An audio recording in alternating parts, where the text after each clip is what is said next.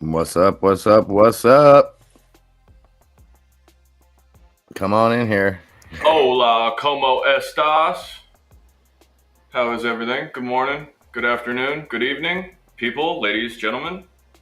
Be Yep. advised, your captain has turned on his seatbelt sign. Shit made.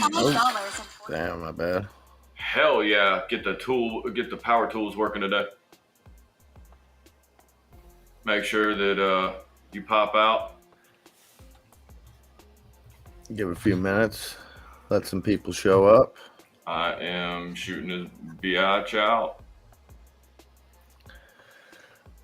What's up, Mr. Stagner, Mr. Business, Mr. Brooks?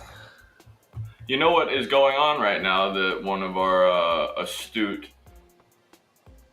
TV audience just pointed out to me? What's that? That apparently Mr. Musk right now is having a little chat with Tucker Carlson about 40 minutes ago. How did that go? I haven't watched. I seen some of the stuff from yesterday that leaked out. Some of the previews. I haven't watched. So it was pre-recorded. Yeah. Oh wait, is it on Tucker? Is he talking to Tucker, or is he talking to the guy that he just railed lately? I'm pretty sure he's talking to Tucker. Oh, okay, because he just talked to somebody, just touched him up something fierce. Like, it was pretty bad. The guy made himself look like a complete asshole, right? Like, it was bad. Oh yeah, we're gonna listen to a little of that.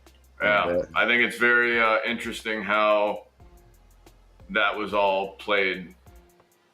Buckle up, guys. We got some good stuff to talk about. We'll bullshit for a few minutes before we get into some stuff.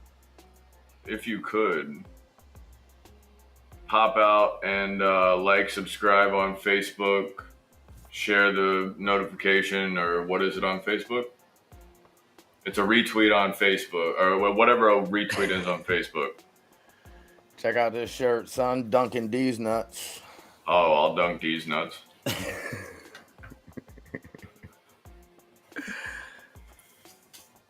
I forgot how to spell.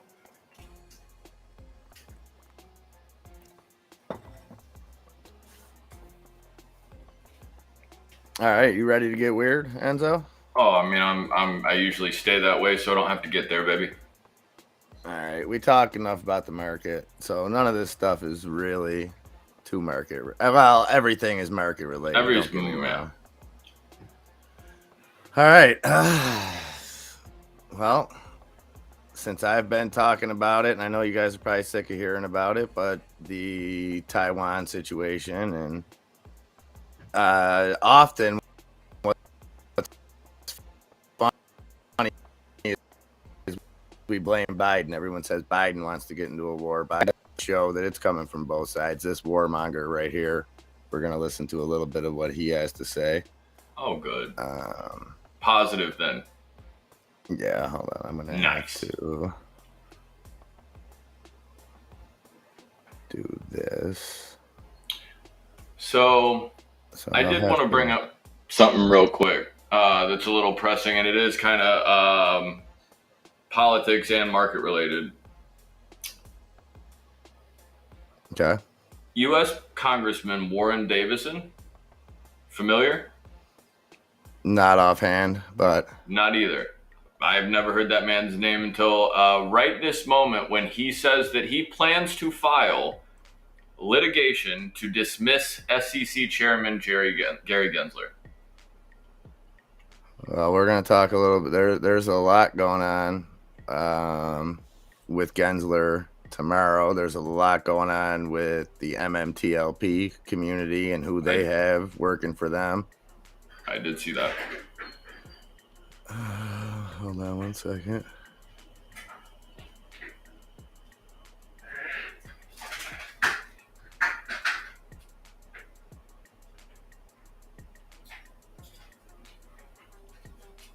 Okay. Let me just see if I got just mute you for one quick second.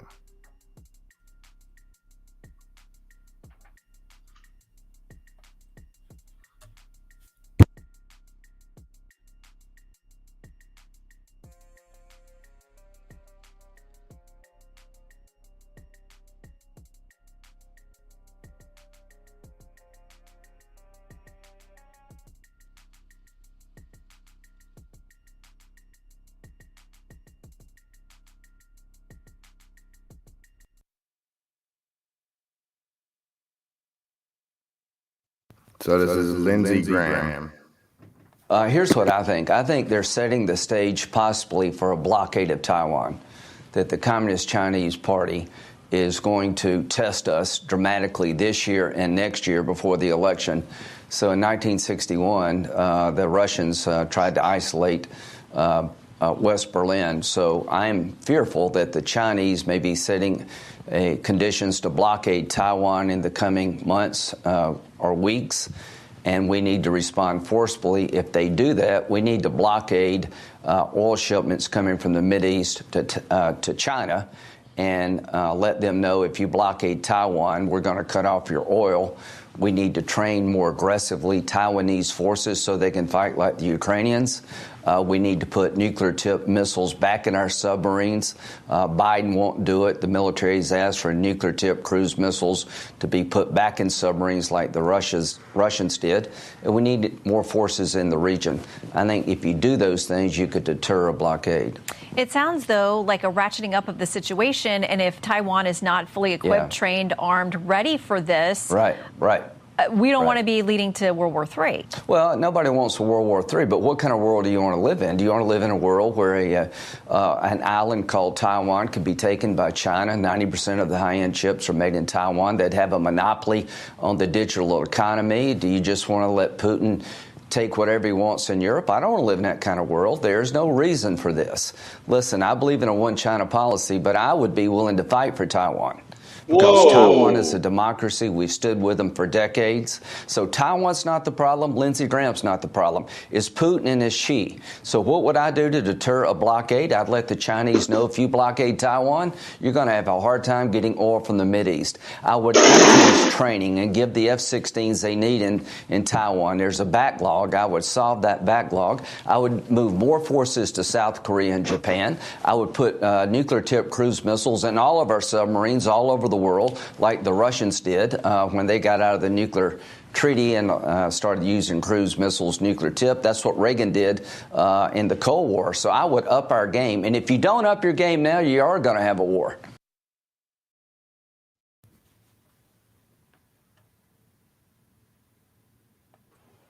You asshole.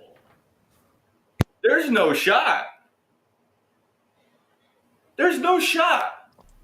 Putin and dickhead over there are the problem? Oh shit, no. Taiwan sent me to the moon. Not to mention, like, I've had a thought of how that goes and plays out for them. And wait, somebody was just making an ass of themselves. Was it? I want to say this was you that told me this. Kelsey Grammer making a shit show, wasn't it Kelsey Grammer? I wasn't talking about Kelsey Grammer. I don't know what he did. He may have been in the news.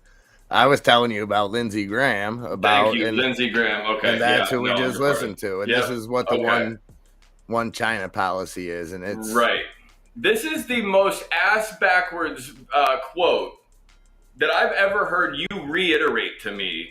Well, it's like, okay, so that's why I put both definitions up here, because this is their definition, is the one China principles, the position held by the People's Republic of China and the ruling party, Chinese Communist Party, the CCP, that there is only one sovereign state under the name China, with the PRC serving as the sole legitimate government of that China, and Taiwan is a part of that China. It's opposed to the idea that there are two states holding the name China, the People's Republic of China and the Republic of China, as well as the idea that China and Taiwan form two separate countries. Now, this is the United States part of it. The one China policy refers to the United States policy of strategic ambiguity regarding Taiwan. So they basically play both sides of the fence. In the 1972 joint communique with the PRC, the United States acknowledged that all Chinese on either side of the Taiwan Strait maintain there is but one China and that Taiwan is a part of China, and does not challenge that position. It reaffirms the U.S. interest in a peaceful settlement of the Taiwan question. The United States has formal relations with PRC, recognizes the PRC as the sole legal government of China, and simultaneously maintains its unofficial relations with Taiwan while not recognizing China's sovereignty over Taiwan. Okay, so define sovereignty for me. Nowadays, I don't know what that means. All I right. mean, Well, the it definition. means mind your business. It means like control. You know what I mean? Well, let's go, and I'm actually curious. Like basically, they're saying there that they don't recognize China's control over Taiwan, but at the same time recognize the policy that recognizes them as part of China. One that exercises supreme permanent authorization, especially in a nation or government unit. Now, you just read that last two sentences. The United States has formal relations with the PRC, recognizes the PRC, which is the People's Republic of China, right. which is, and the ruling party of that is the CCP. So it's bigger than the, you know what I mean? They recognize them as the sole legal government of China, which under them, right in their policies, they own Taiwan basically. Okay, so they are robbing them fucking self. Yeah. You stupid assholes. But why, wait, I got a bigger question. Is why did America's dick get so big that we reached out and went past Hawaii? The fuck is that? We're literally trying to run somebody else's country for them. In my perspective, you have literally crossed into your neighbor's backyard, thrown your dick over your shoulder and said, this is my land. This is nothing new. This is, you know. The bigger issue is if they do it, if China does have some kind of blockade on Taiwan, and if we do what Graham threatened right there, not even talking about the nuclear tip, just the tip. Oh, I'll give just nuclear the tip, you know what I mean? Not even those, but just if we cause a blockade, then now is that on China from the Middle East, number one, Saudi Arabia isn't as buddy with us as we'd like to think that they are. How the hell is a block? So we put a blockade on no, they know oil coming from the Middle East into China. Now China can't make stuff. China can't ship stuff to us if China can't make stuff. So what's the end game here? What are they trying? What's? Well, this sounds like it's going to be horrible. Here's the thing that I don't think that anybody. I mean, you'd think that all the fucking people up there, somebody would make a decision that was wise at some point. No. I got a lot of questions. Here's the first one. Do you really think that China's resources, industrial system, people, culture, the way that they're structured as human beings, like, we are fucked if we get into a point where we have to go and start rationing food or having any diplomacy, because if homegirl's not shopping at Route 21 getting the most poppin' shit, she's gonna throw just an absolute hissy. But you go over to China right now and you watch a father put his child into, hey, cut your shit. He straightens his kid out. They're far more disciplined over there, right. I would say. But you're looking at the natural resources that they have. Like, doesn't the main fucking ingredient in all of their food literally in their country? Doesn't it grow just everywhere? I don't know. Probably. I don't know. Okay. But hey, I don't think we have. But they they make a lot of the simple stuff that we take for granted: penicillin, simple over-the-counter drugs, stuff like that. I mean, a lot of the stuff we could do without. Don't get me wrong. There's a lot of plastic bullshit that comes in from China that we buy up, including myself. We're all guilty of it. It's cheap. It's whatever. That stuff we could live without. What worries me, like I said, just like the sanctions that we put on Russia inadvertently just screwed us. You know what I mean? We put sanctions on Russia, our prices at the pump skyrocket. Well, if we try to put some kind of blockade on China coming from the Middle East, it can't have any kind of positive effect on us. And I know we're trying, he said it all in there, what our interests are in Taiwan. It's not that we're good people. It's not that we want to keep the Taiwan people safe or anything like that. It's that like he said, 90% of the high end chips come out of Taiwan. Right. And what did I tell you will be the first thing that's going to happen? If shit pops off, we're going to blow up every semiconductor factory in Taiwan. And tell them it's them. People out of here, and we're going to try to rebuild it here. But I told you, and then we're going to blame it on them and call it a false flag. It hasn't come. The progress hasn't come across. Granted, they're building those places in Arizona and stuff, but from what I'm seeing, they're far behind. They're well behind schedule on getting those plants up and running. So I don't know, but it's. I mean, you got to think that. So here's my other thing, and which ties along into what I was just about to say.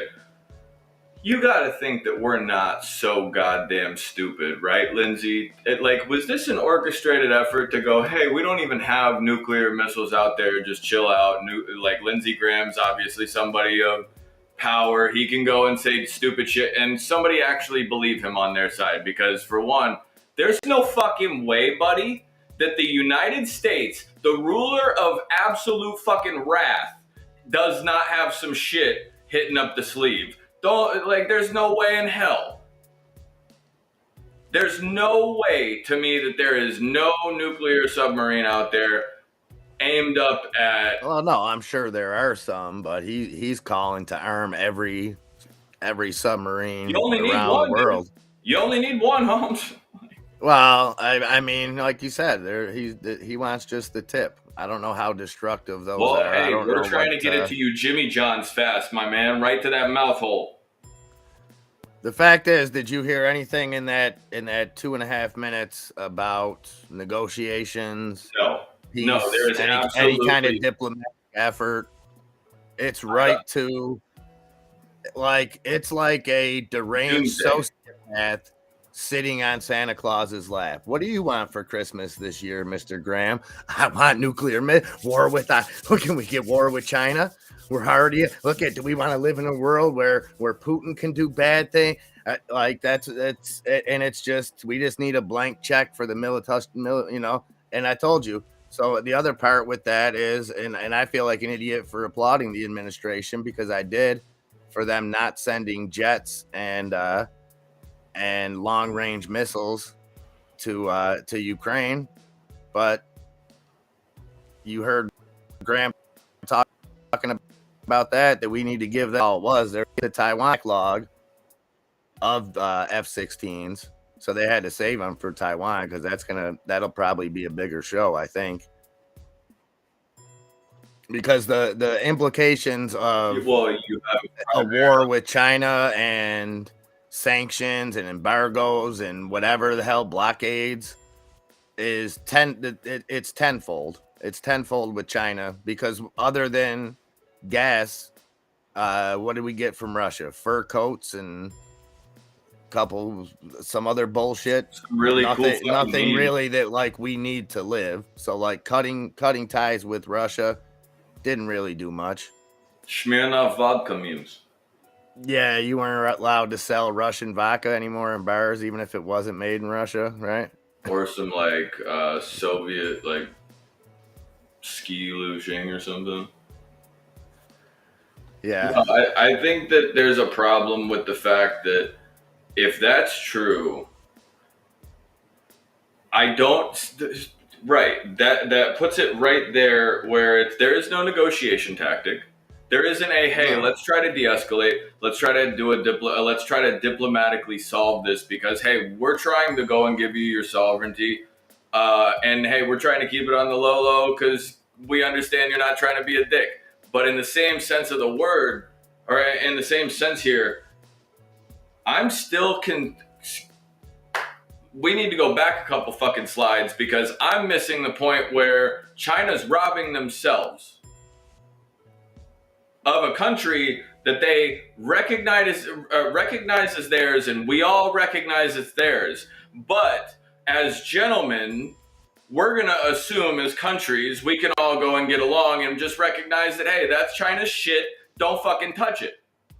But we will go and allow the neutral Switzerland, if you will, pushed off to the side where there is no bias. We can't control one side. You can. Yes, you're controlling. Well, it's because of our interests in Taiwan. It's a fucking bank loan is what it is. It's called a fucking lien. There's no way. That's a lien. That is China owning something that the U.S. gets to play with. What's up, bullfrogging? Is that So that's what's going on there. That's escalating. But my point with bringing Elon into it to just transfer into this is any kind of blockade, obviously into China, affects Tesla's production. Well, you shut down businesses. I mean, the good thing about China, wait, let me phrase that differently. That's a good point. I won't call it a good or bad thing. We'll say the thing about China is that they will make the citizens suffer the power shortages before they make businesses. Right. And Elon has a good relationship with whoever. He'll crack the whip. He'll get them Teslas up and running, baby. Don't you worry about it. But so Elon, so let's bring it back to Elon. We'll play this real quick. Elon last week labeled the BBC as state-funded media, and they had a hissy fit and were protesting. They might have pulled their stuff off of there or whatever. And then Elon went one-on-one with the reporter, and this is just a brief clip, and this just shows you how full of shit all the media is. And Elon got one for the good guys. So let me play that. This is monumental when you have a huge CEO of now a $20 billion company. In his own words, you're looking at a man completely wipe the fucking floor with a reporter in every sense of the word, and the reporter not be able to even breathe, like even get his bullshit out, because he's just calling facts. And I love that. I love this clip.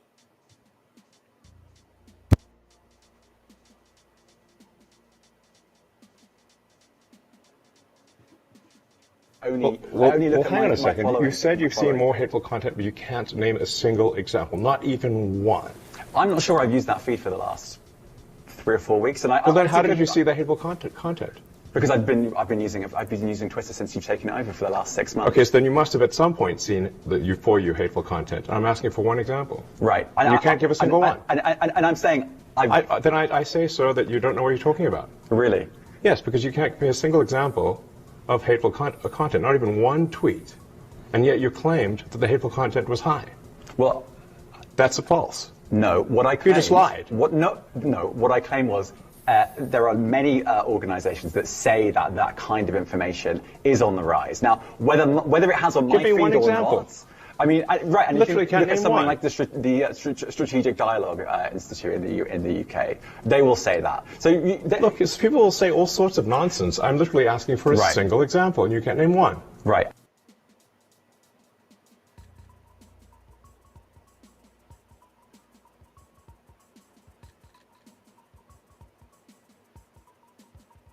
That's not good.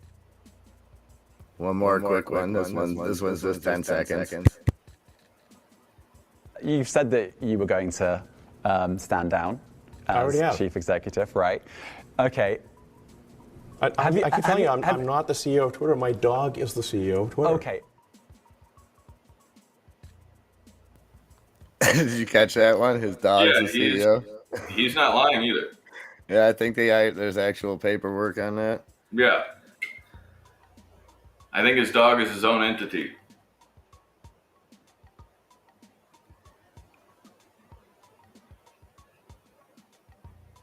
No, that's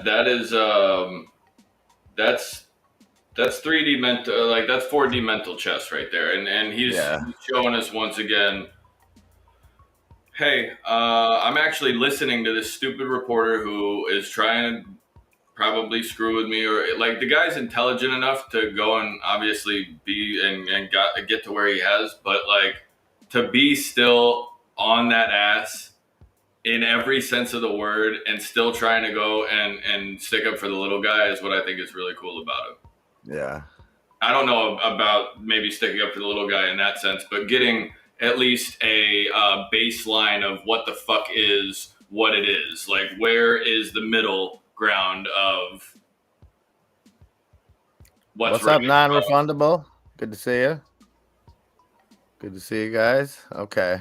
So that's now you ready to get weird? Now that's some of the mainline stuff. Let me ask the people out there, Nunya, Bullfrog, and you guys ready to get weird? This is where it gets a little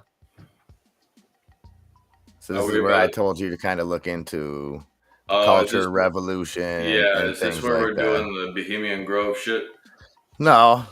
So this is Lily Tang Williams, Chinese lawyer, law assistant, professor, became an American businesswoman and liberty activist, blah, blah, blah. She went through the culture revolution in China. So she lived through it. She watched it. And this is a few clips of her describing some of the similarities that she's seen through the culture revolution. And so that's her there. This is kind of what the culture revolution was all about. But is this the opposing party to the one world, one whatever the hell it is?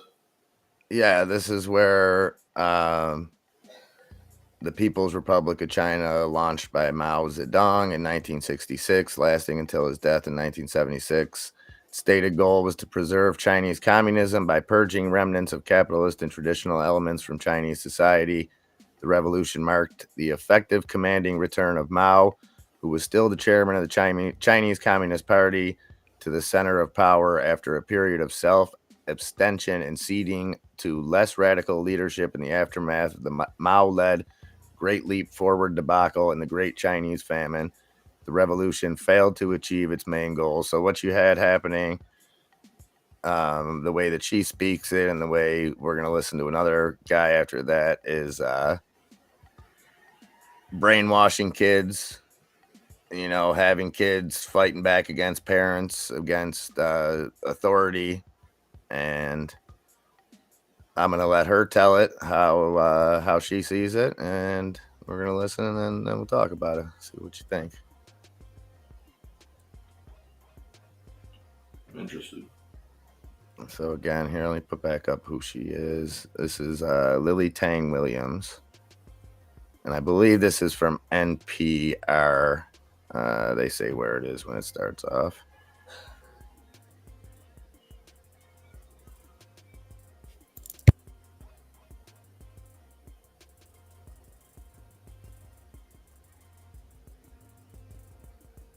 Next, we hear from a woman who survived Mao's cultural revolution in China, fled to America, and even ran for the U.S. Congress last year. Lily Tang Williams peers through the lens of history in her assessment of recent developments in the transgender and gun control movements.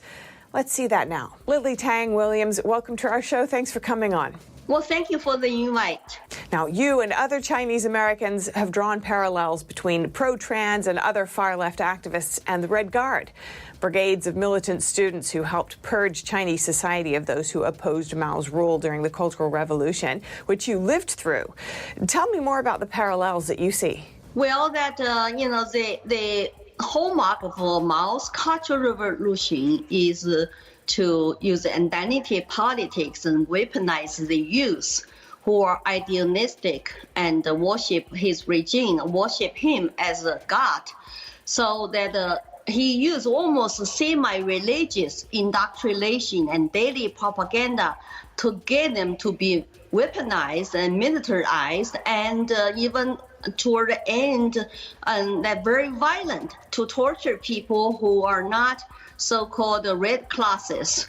And so I've been warning people about this kind of indoctrination in our schools and colleges, because young people, they're not taught history very well, so they don't recognize those tactics. And they also and don't know that what is really truth. So we are very terrified and to see that what is happening today in America.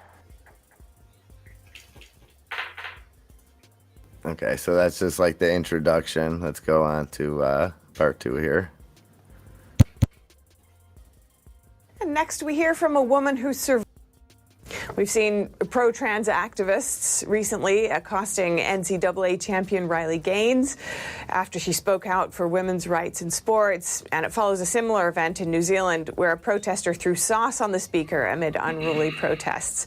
Do you see these marks of violence as connected to communist ideology? Well, they certainly use their tactics. Our young people in this country don't know what they're doing, and they don't think, and they are the one who are fascists and who are silence other people. They think they're right because they are brainwashed to believe their cause is number one priority. They got to do this, thing right and be part of this so-called transgender movement.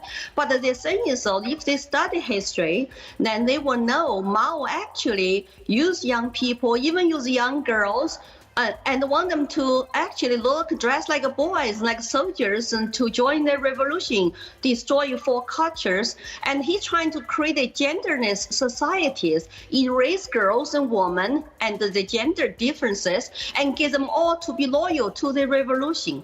And so I feel so sorry to see those young people are being used and naive, idealistic, and now getting involved in this kind of movement, almost use mob tactics, which can lead to the violence and the injury and death of people against the opposition. So it's not like about America. We don't have to agree with each other. We can have discussion and conversations. No, you must be shut up if you don't agree with us. Okay, so there's one more clip on this, but I think I can't understand her for shit, and I'm not trying to be that guy, but explain to me what the hell she's talking about, please, just real quick. Well, and she's pushing kind of on just the trans issue, which that might be the case right at this moment. That might be front and center. That wasn't the point of these clips. Like she's just focused on that a little bit, but it could be anything, abortion and any issue that's divisive, that they're getting young people behind and villainizing kind of.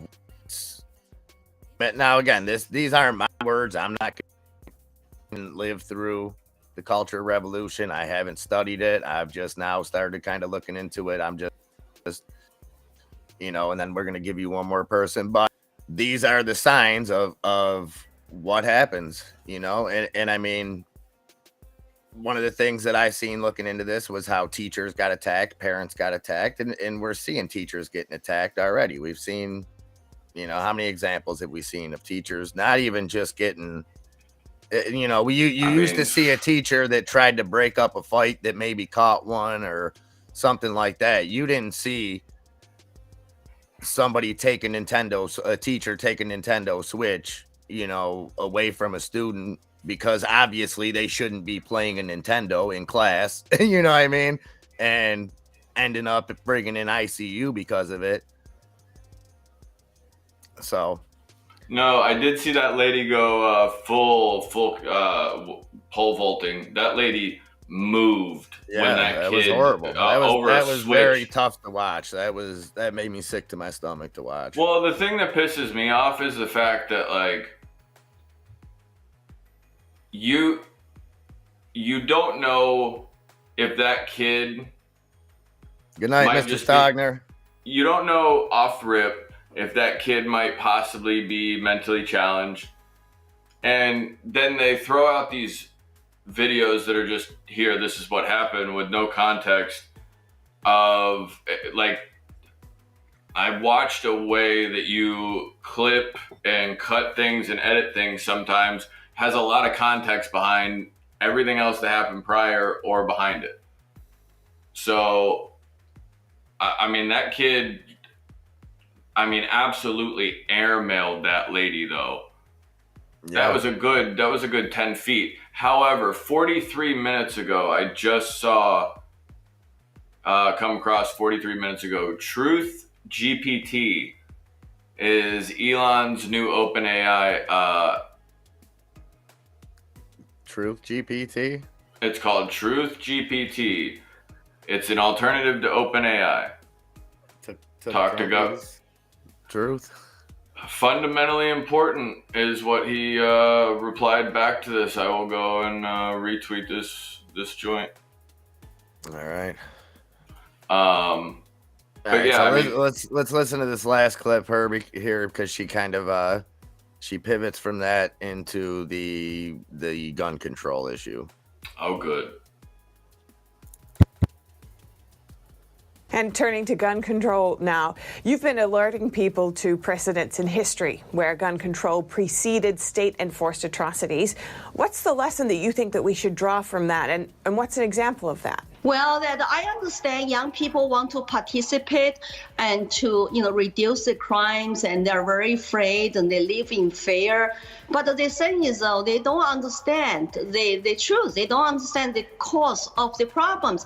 Number one, gun-free zones for schools are drawing criminals come to do the damage, do the harm. Because, hey, nobody with guns legally can shut them down immediately. You have to call 911 first. And secondly, they bought into the left media rhetoric. The Republicans are the bad people, and if you support Second Amendment, right? But Ted Cruz just offered lots of help from the federal government to arm guards to protect students' safety in schools and to give more funding. And the Democrats shut him down. They don't want to talk about how to really protect students and teachers, but they just want to use gun control. But the gun control, we all know, whoever fled totalitarian regimes, gun control works because everybody will be enslaved. You don't have access to guns, and you cannot have way to fight back. Our founding fathers put the Second Amendment in the Constitution because they know that's the only way we can prevent tyranny in the United States of America. History lessons need to be taught. The communism evils need to be taught in our schools, but our schools are not focused on that today. Let's go. Yo, that lady. I'm picking up what she's putting down. I like the. Well, and she's somebody that's been through it. Like I said, I'm not. It's hard directly not to give that saying weight. that's the plan here, but the history either does too. History either repeats itself or you learn from it, and right. But it definitely gives weight, regardless to. Yeah. I mean, when you have somebody that's been there, done that, got the T-shirt, and then she's speaking on, hey, this is still wrong. I don't see it from another perspective. There is no devil's advocate. This is not right. You got to at least say that. You got to at least take that to consideration. I feel. All right. So now we're gonna go back a year. Okay, this is James Lindsay on Rogan, talking about basically the same.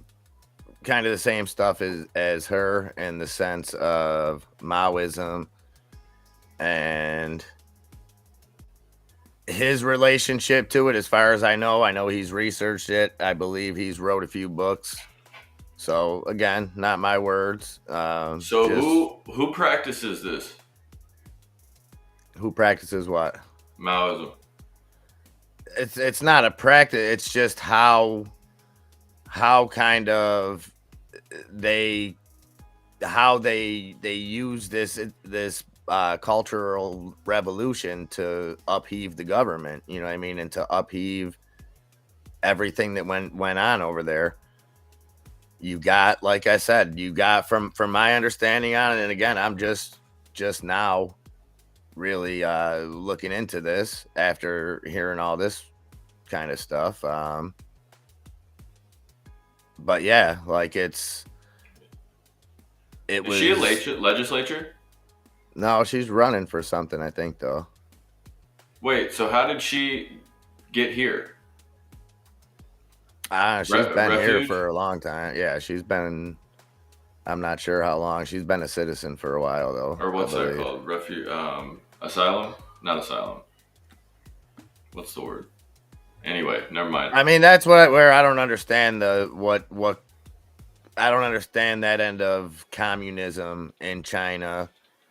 Of how do people get, like, it's not like everybody's enslaved inside China. I mean, I see plenty of Chinese people every day. You know, I don't know if it's just that they come here and go to school and have to go back home, or what. I don't know the case on that. I know a lot of Japanese guys that come over and play in the casinos and then go back over there because you're not allowed to gamble over there.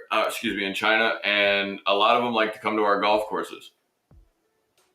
They absolutely, they would flood North Texas when I used to live down there, and I mean, just absolutely massive crowds of the Asian population like to go play golf. They can get 3-4 rounds in before they go back they'll come in Friday, leave Sunday, and be back home. Okay. 16 hours. All right. So this is James Lindsey on Rogan. And this is, again, this is over a year ago. But I just came across it because it was on No Agenda podcast. So big shout out to them. And definitely holds some relevance and plays kind of right into what we were just listening to. Oh, yeah. From the Marxist perspective, having studied the history of Marxism to the 20th century, I'm telling you, this guy, George Lukács in Hungary, laid this plan out. Because if you get these kids, like, you break down their innocence sexually, especially, what you can do is then they're going to go home and they're going to tell their parents that there's some like romantic, demisexual, tree self gender, some, pronouns tree self or something. And their parents are going to be like, what? And they're going to be like, Mom, you just don't understand, So that you separate the younger generation from the older generations. You get them to break away and think that they're old fogies, that they're repressive, you don't want me to be my true self, etc. The goal is actually to destabilize the kids' identity so that they're groomable. That's identity without an essence in queer theory. And then they're groomable, and you groom them into this stuff, and then they look at their parents' culture, they look at their parents themselves, they look at their parents' generation, they look at the parents' religion, and they say, that doesn't represent me. We need something completely different. So it's to just like in Mao's Cultural Revolution, and I mean that much more literally than you might suspect, it's to cut the tie between the continuity of culture up to that point, including the family, and to start a whole new culture afterwards. I mean, Pol Pot called it Year Zero. I guess Klaus Schwab calls it the Great Reset. But the goal is to separate the new generation from the traditions and views of the old generation. For Mao, it was to destroy the so-called four olds: old culture, old habits, old customs, and old ways of thinking, Suzhou in Mandarin.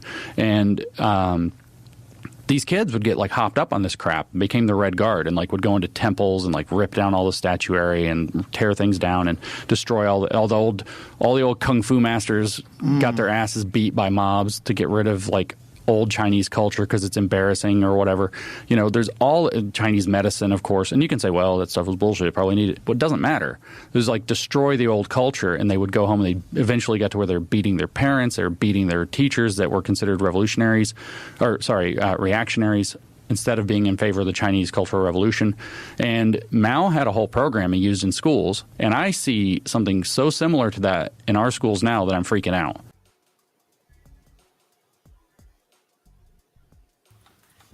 So again, more, and we're not really a religious society. I don't think we've come to that place yet where anybody's destroying Catholic churches or anything like that. But I mean, look at what we've seen in Chicago over the weekend. Look at what we see. I seen a video today of what city was it? I forget. But the same thing. It wasn't Chicago, but it was the same thing. It was just a mob of like 100 people just like looting a gas station. I think it was in Compton, actually. But you're not it's. Hold on a minute. Is this To summarize what that just said, they're killing the nuclear family. Mom, dad, sister, brother, right? Mom stays at home, dad goes to work. That's the nuclear family, correct? Dog in the front yard. Yeah. Picket fence, all that. Right. Okay. So their theory is that if you push kids and break them away from that strong structure that we needed to develop this country into what it is, why are we breaking it down all of a sudden? Why are we trying to break that ideal out? Because I can understand. I think that's a great question. I think that's a question. I don't think I've heard that question asked through, and I don't think I've asked this question because I don't know what it is. Here's my train of thought, though, is like, if I'm sitting here as a person watching this, knowing it's happening, but not really understanding why. Yeah. How do you go and differentiate when the proper amount of time generationally that you've broken away from whatever standard you created? Well, now you've created a standard essentially that goes and gives you the ability to have a mom, a dad, a structure, nice fundamentals. I'm sure the country was doing great. Correct me if I'm wrong. 70s, 80s.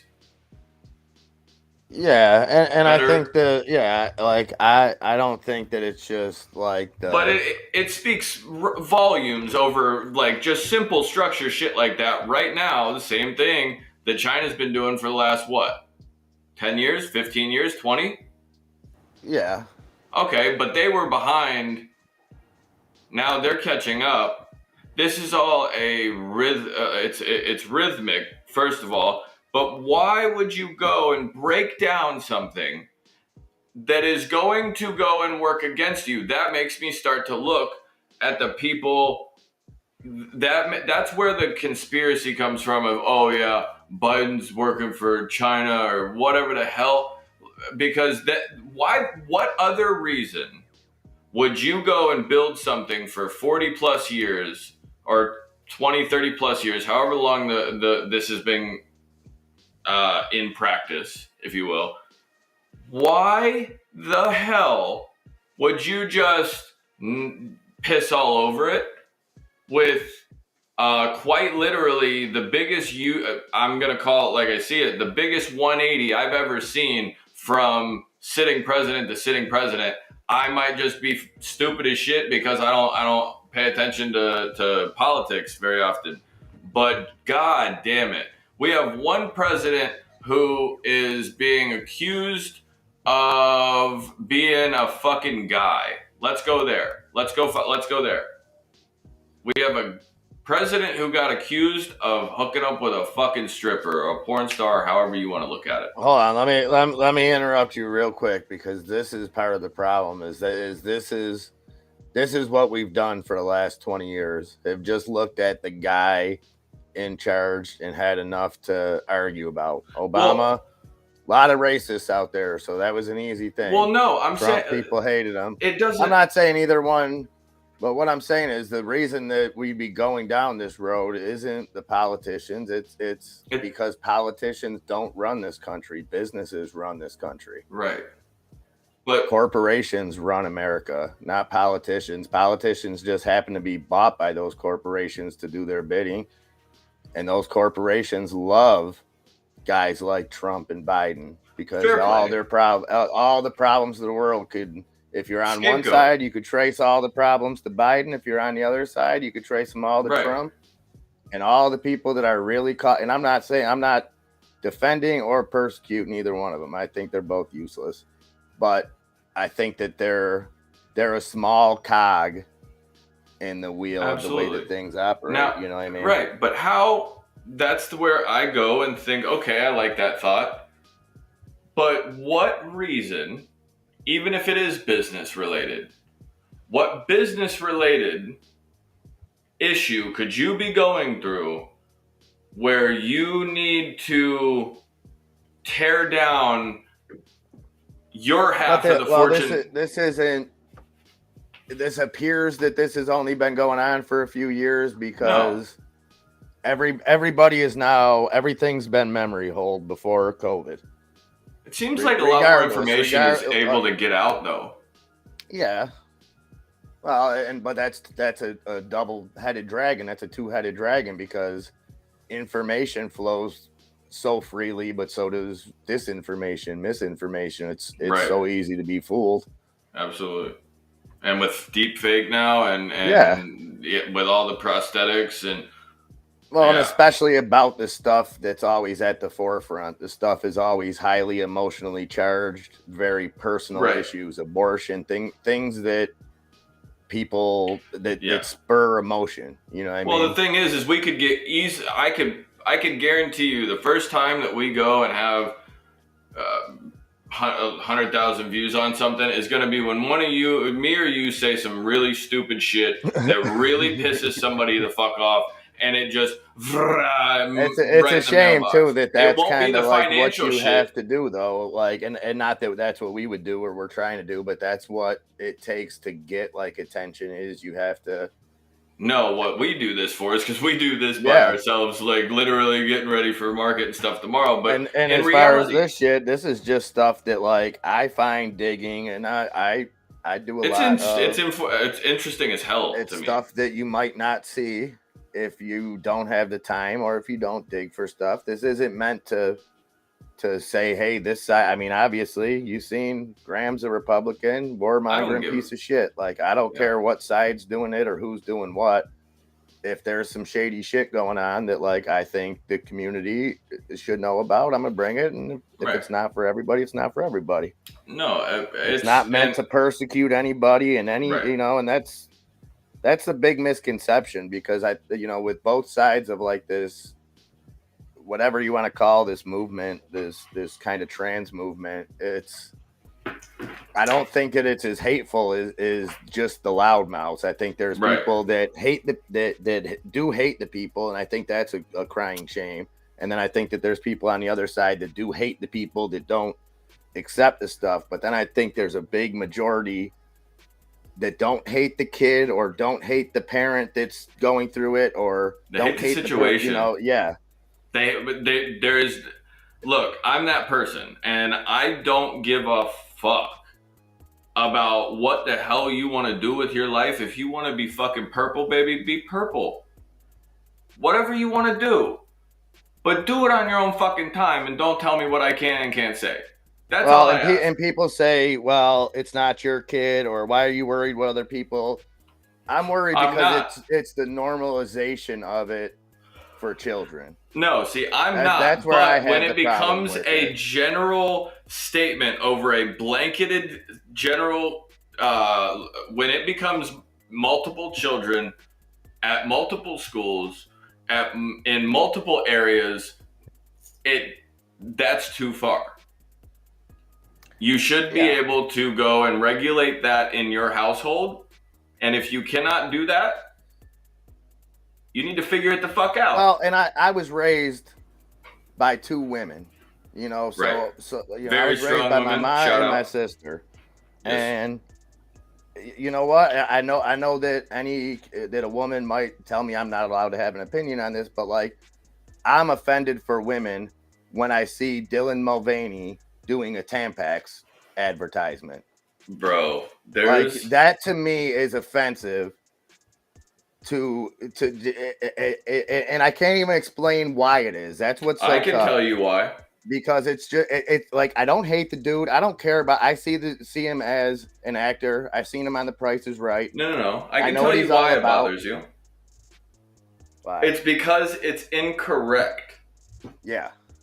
It's because, and it's not incorrect in the sense of, hey, I'll go be fucking sponsored by Tampax. You want to come and sponsor? Hey, come and sponsor us. I'll fucking push that product 14 ways to Sunday. We'll have sales through the roof. It's all good.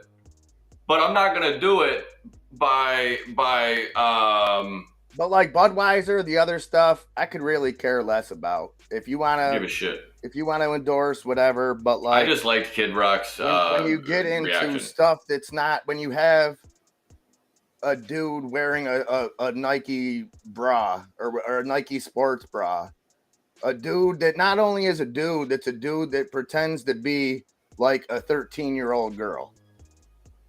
Yeah, the ageist shit is really odd.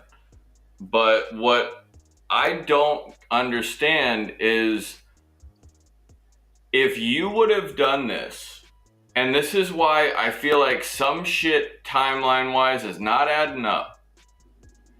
If you were to have done, swear to God, my father would have fucking killed me.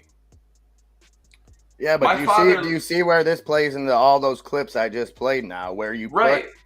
But and I mean, breaking it down. So I could push back on those clips and say that's happened with every generation. Fair play. You know, every kind of generation looks 80s, at their parents. You guys couldn't cut your hair. Every generation looks at their parents as out of touch, looks at their parents as, you know, whatever it is. And for my generation, it was gangster rap.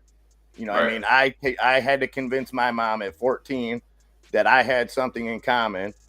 You know what I mean, with NWA. Right. Like, Ma, I can relate to this shit, you know? Naturally.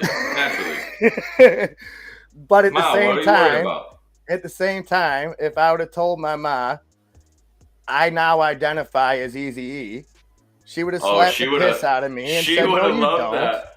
Or if I would have said, you know what, I'm now, you know, I've been thinking about it, Ma. You know, I've been watching the Brad a lot lately. I think I'm gonna go that shout route. Out the ATL. Yeah, no, that's and it's not to say that these kids aren't suffering from something, and the further this goes along, telling them that this is the problem. Well, that's the thing, because I'm sure that there was kids that had these feelings when I was a kid that had, you know. I don't know. Hey, I'm not even gonna go as far to say that, but I can go and say, because I live with a behavioral therapist for children. There's a difference between a child who feels completely wrong in their body from day one moment. Hey, something's obviously not clicking and not wired properly. Now, I can understand a lot of different things, and I'm a very understanding person, but there's a point where did we go and become so fucking accepting, or was it forced upon us in the first place? That's my question. I don't remember. I mean, you got to think the gay community back in Dallas Buyers Club, man, they took it 3 ways to Sunday. They weren't necessarily the most liked people in the world. Yeah, you still had like for what's the one that 30 Seconds to Mars guy. Jared Leto. Yeah. He that was one of the greatest acting job, I guess, of all time, because if a grown man can do that, I either question their mental stability, which his Joker, when he was the Joker? Nope. When he was Dallas Buyers Club. Dallas Buyers Club. Okay. Yeah, and you're sitting there and you're watching that performance and you genuinely feel that man is having a struggle. Now, I'm not going to go as far to say that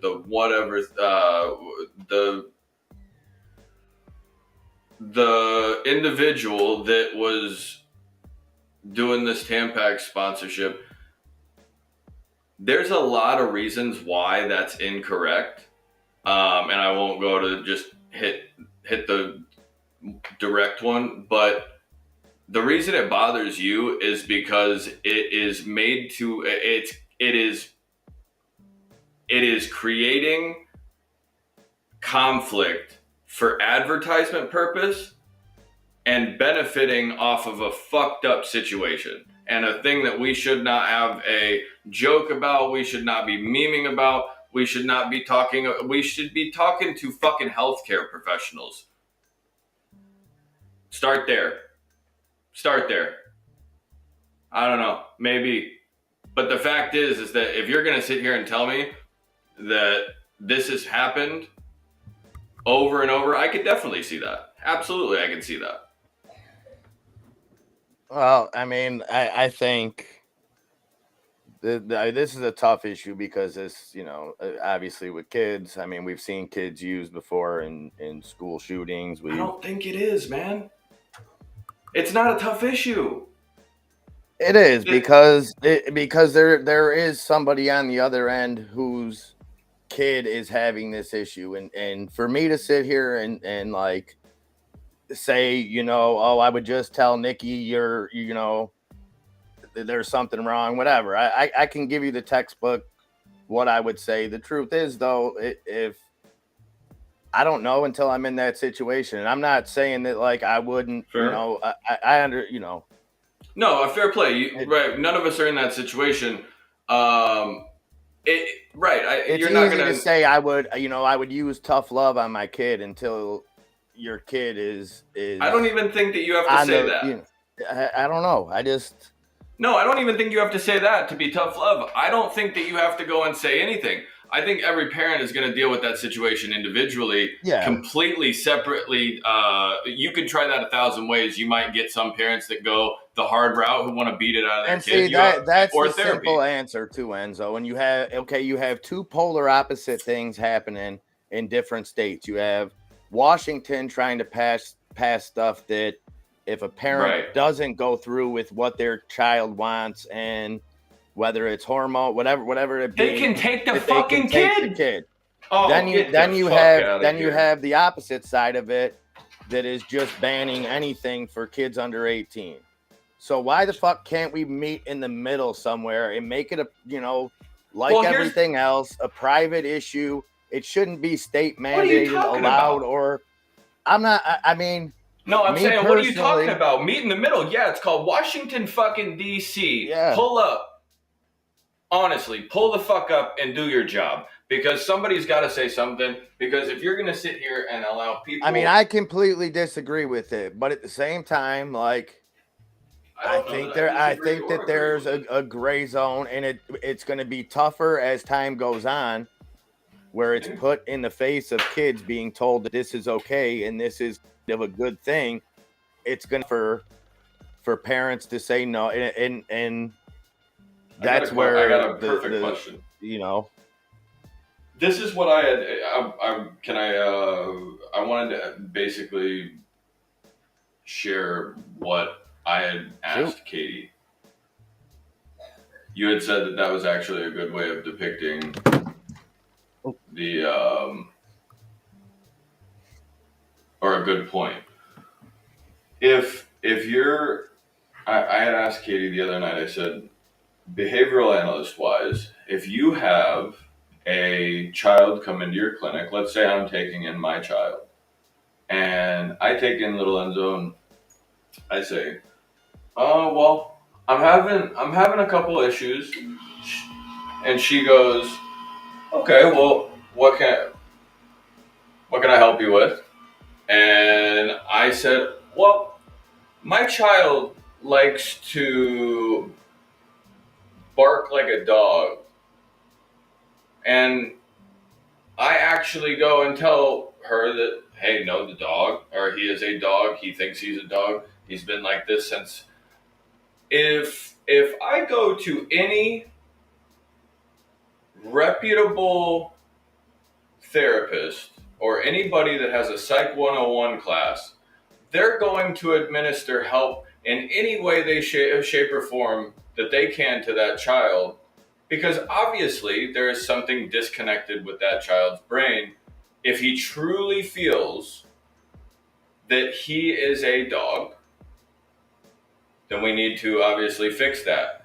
But I also like the thought where, well, she would go and use therapeutic, or go use therapy, possibly medications, all kinds of different things. But it would also be to change the behavior I said, you would immediately, doing your job, what my girlfriend's job is to alter people's surroundings basically to provoke a reaction and be able to use that reaction in a positive way. And I said, okay, so what's the positive? Because I'm completely confused. You're saying that if there's a disconnect in someone's brain and it's just putting them to an object of lower relevance of whether it's sex or just being a human, and I don't know what it is. But the fact that you go and you don't want to change the behavior of somebody going and saying, I'm completely different than the reality of the last how many millions of years there's been male and female, period. But I don't, I'm open-minded if oh, and I'll admit there's always been a spectrum of them too, like what Nan's talking about. Like, I grew up with kids that, like, it wasn't really I wouldn't say accepted because we didn't have the chance to accept or deny it, but like, looking back, these kids, you know, clearly, Silver, you know what they were very feminine, but they also still were men. They were just feminine men who, you know, later in life turned out to be gay men, which is fine. Like, that's a complete non-issue. And like, that's why I think they had to step this up, is because they pushed the LGBT, you know, just the LGBT. We went into the fucking alphabet, and there wasn't enough hate, because people aren't hateful people when it comes to that. Most people, even most Catholics, I would say, Catholics that I know, they're not anti-gay.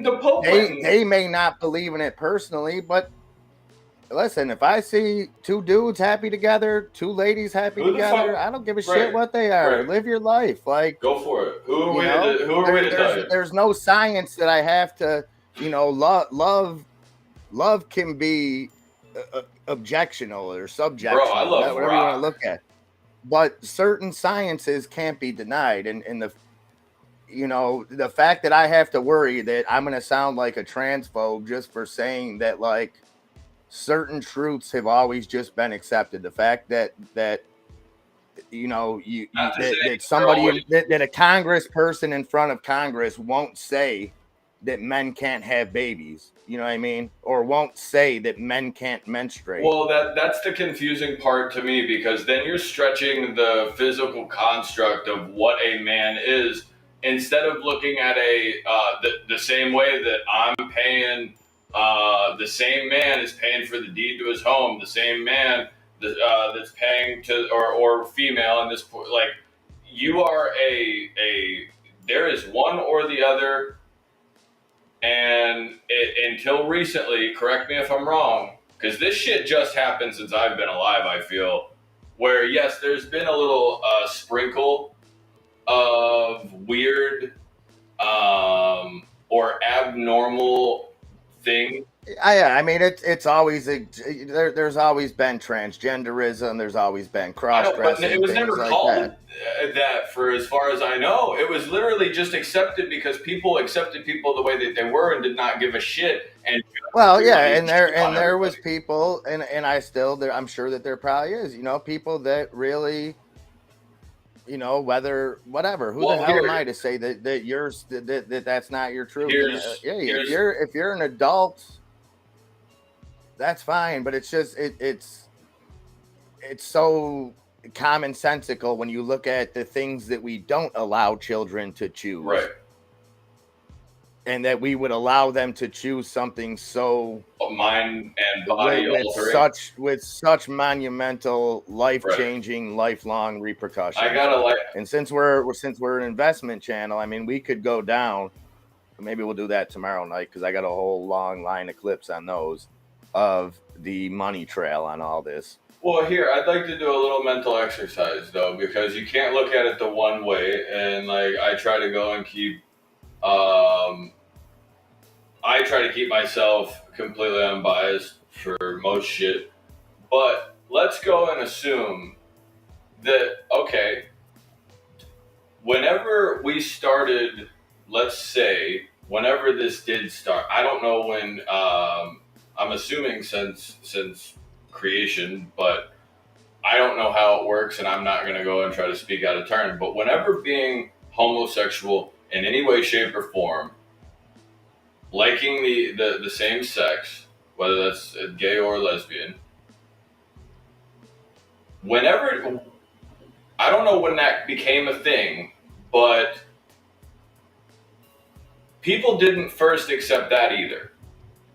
No. So my question is, okay, well, we didn't accept those people. We didn't accept, we didn't even let women or black people, they didn't have rights. They weren't people as far as the law was concerned. And then I understand, and I'm not going and trying to, no, I like where you're going. Listen, this is the only way that you figure stuff out is by taking opposing views, even if you don't necessarily, just trying to see it from all ways. I'm completely conflicted at the fact that, like, if you're sitting there and accepting the gay community as a thing, like they exist, how do you not go and obviously you have to hit the lesbian crew up because you got to be fair. And so I struggle with the fact that you can't go and completely exile an entire group of people. However, the entire group of people that I think the media is portraying is grossly analyzed. It's less than 1%. 1% of one. I don't even know the exact statistic, but it's less than 1%. I'm assuming.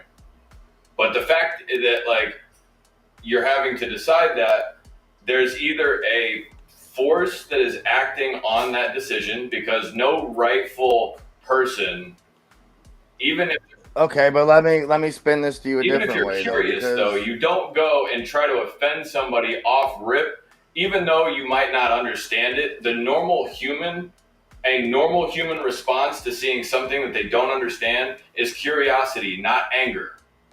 So us asking questions that might offend people or might not sound politically correct, I just want to know the information because I want to have all the information so I don't look like an asshole or offend anybody.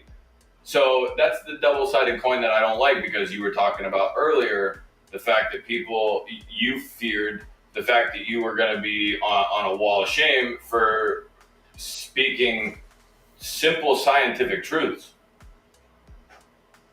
That's alarming. Yeah. But no, and I know you're not, Non, and I mean, I still find it peculiar that the T gets kind of included with the other ones. And I know I've been called a bigot or whatever for even asking this, but I'll ask it anyways. Like, what does one have to do with the other? What does your sexual orientation have to do with you changing genders? How are those? Because I think that it kind of lumped in once you got to queer. You just obviously got to lump in anything that's weird or modified, and it's kind of like the difference between a fully original car and a resto mod. Some people like resto mods. Some people love that shit. Take a fucking Ford and throw a Chevy 350 in it and let her go. But well, and the other thing that's funny is these are people. Okay, these are people who obviously weren't accepted by their peers, couldn't accept themselves, change gender, and then yell at everybody else to accept them. That's what I would be curious of. Is there a way to calculate outside influence on the inner mental health of an adolescent growing up with obviously identity issues? How much of that is I got rejected on the football team, or I didn't like to dress out in the locker room. That like those things where you're socially not accepted, or you got laughed at, or whatever the fuck it was. And I'm sure those things are a million times worse than when I was a kid, with social media and stuff. I can't imagine. Right, but how much do that have a play in it, if at all? Or is it more you are just born like that and something is just incorrectly wired to give them? Well, I think the answer to that is unknown, because I think our bodies have been modified whether we like it or not, just with the GMOs in the food and things like that. So I think to say that something couldn't happen naturally, somebody couldn't be born with some kind of trait, I think it's absurd to say 100% that can't be the case. You know what I mean? Right. Because I also got to stop non-refundable. Non-refundable says, "Yo, gay means likes the same sex, bi likes both sex. The rest don't even believe in sex. Hey, I'm a trisexual, baby, so I'm ready to try anything once. So I just proved your point. I proved you wrong. So, but it is a defiant behavior, Silver. But here, mental thought wise, put yourself into if you want to have the mental exercise, pick yourself up out of your body. And tomorrow you're going to wake up in Cindy Crawford's body."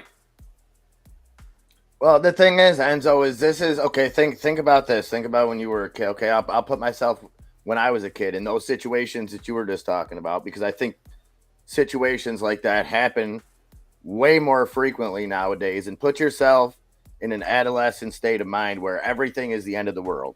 You know what I mean? Something is being said about you on social media. I can only imagine as a kid is the end of the world. Right. You know what I mean? So you have these monumental things. For me, because it was like, maybe I'll cut my hair a different way. Maybe I'll start lifting weights. Right. Maybe I'll do stuff, because that's what I seen on like TV and stuff. Who were the cool kids? They were people with cool haircuts. I wanted to be Zach Morris, this, that, and the other thing. So when you are rejected and you have these moments and shit like this is normalized, it becomes an option. And then you go on the internet and you go on TikTok and so this is, remember I told you how TikTok was capitalizing, because they don't go for the shit that American media does, and including social media, where it goes for arguments. It wants you to engage with people that you don't agree with. The United States literally puts gas you're going to engage longer. Right. Yes. Gasoline. TikTok uses the other method of putting you in echo chambers almost. But so for advertising, that's great. Both of those are slippery fucking slopes.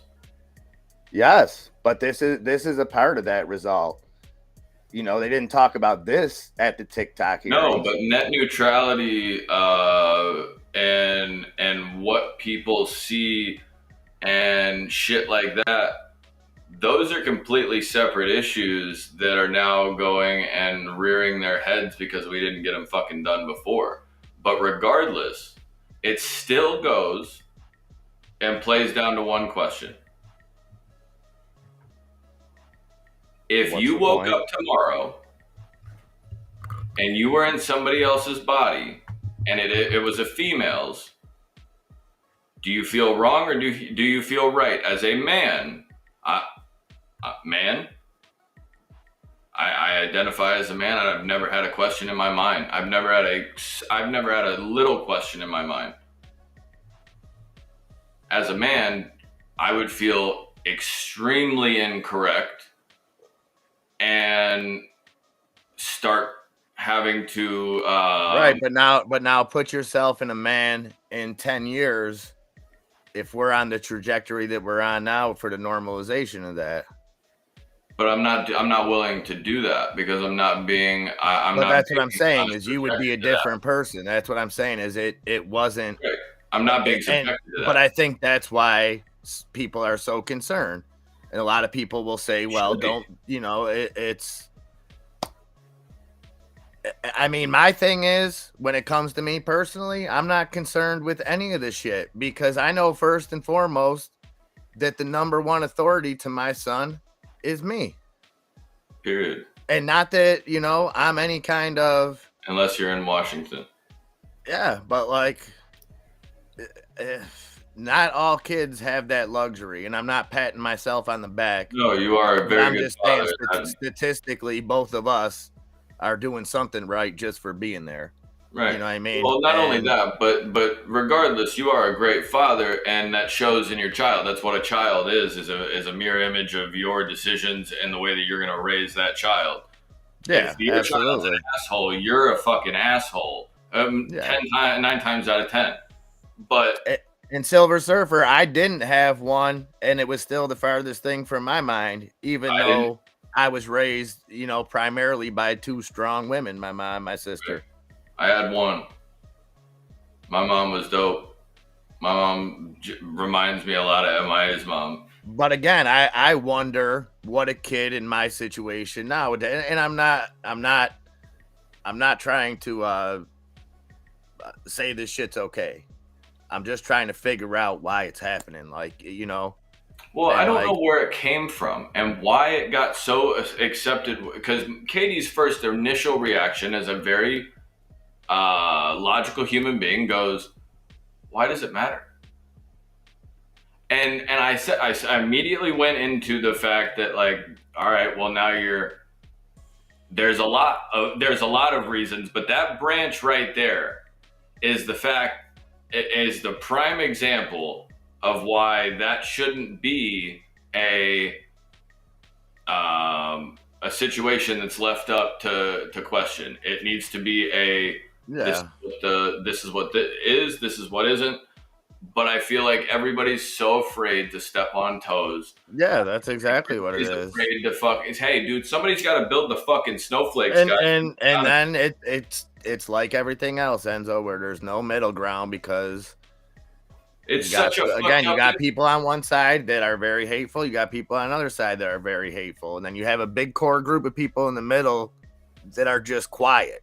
No, it's also because of the fact that on the way back through this fucking bill, whenever they figure it out, they're going to try to sneak in a little bit of razzle dazzle in the background to go and get you out of your chat GPT or some stupid ass shit that you're not even paying attention to. And this is going to be in a bill that's about this fucking big. Yeah. That's the sad part, is something this big, this dividing, is always going to be that one little hair. And it's always something that people are divided almost 50-50 about regardless. It's literally like, if you went right now, I guarantee you, civil war breaks out if you go and ask the nation, MJ or LeBron. You're gonna have a complete neutral state of where the fuck is Kobe on that? Hello, right? And then you're going to have hey, bro, Bron's like killing it out here right now. Like, he's dropping out. Like, how many? At this point, but you have people, the old school, no, there is no question. It's fucking MJ.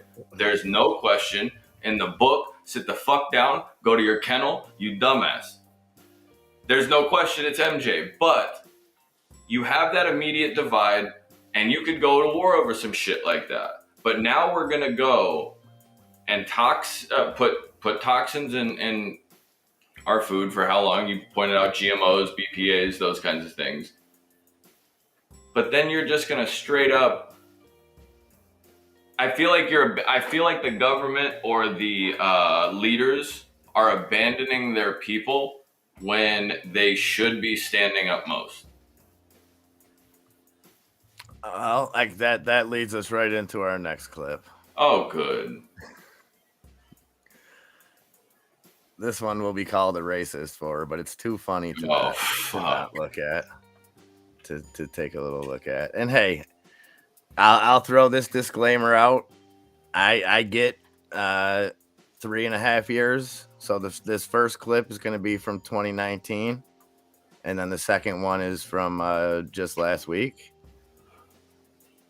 And people change. I get it. Hold on. Okay. Dove. All right, so first clip here is Justin J Pearson. Right, just right off top, we have a spy in my perspective. Keep in mind of my troubles, so this is fucked in the beginning. What the hell did they do to this athlete that had some kind of self-respect and wanted to go? I don't know, man. So I don't know. Go ahead. Go ahead. Always good to see you, Mr. Silver Surfer. Appreciate you stopping by, brother. Don't be a stranger, especially these nighttime ones, man. You're this shit's right up your alley, my man.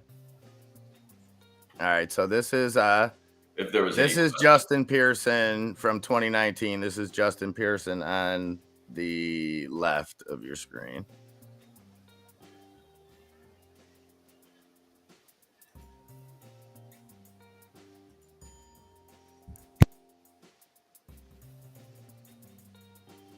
Justin J Pearson, and I'm running for president of BSG. There are a few reasons that we're running this campaign this year. One has to do with representation. How can we represent all voices in a conversation? I wanted to do this by partnering with organizations from the Bowdoin Democrats to the Bowdoin Republicans. I want to bring together different voices, dissenting voices, voices that may be more liberal or more conservative, in order that we can reach a point of sort of the radical middle. Okay, so I like where he's going with that. This is 2019. Hey, let's bring both parties together. You know, what sounded is the like radical middle? I think he was just saying taking people from both sides and bringing them into the middle. Right. So now let's listen to him. This is just the other day. Yeah, let's do that. Wait, is the one on the right?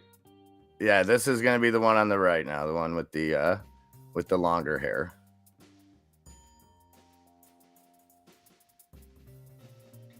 Seemed like the NRA and gun lobbyists might win. But oh, that was good news for us. I don't know how long this Saturday in the state of Tennessee might last.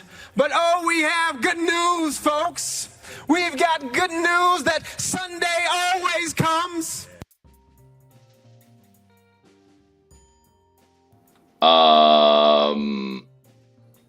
So is it just me? Wait. Anything different? No. Go ahead and give it to me one more time. Which one? The second one? Yeah, just the second one.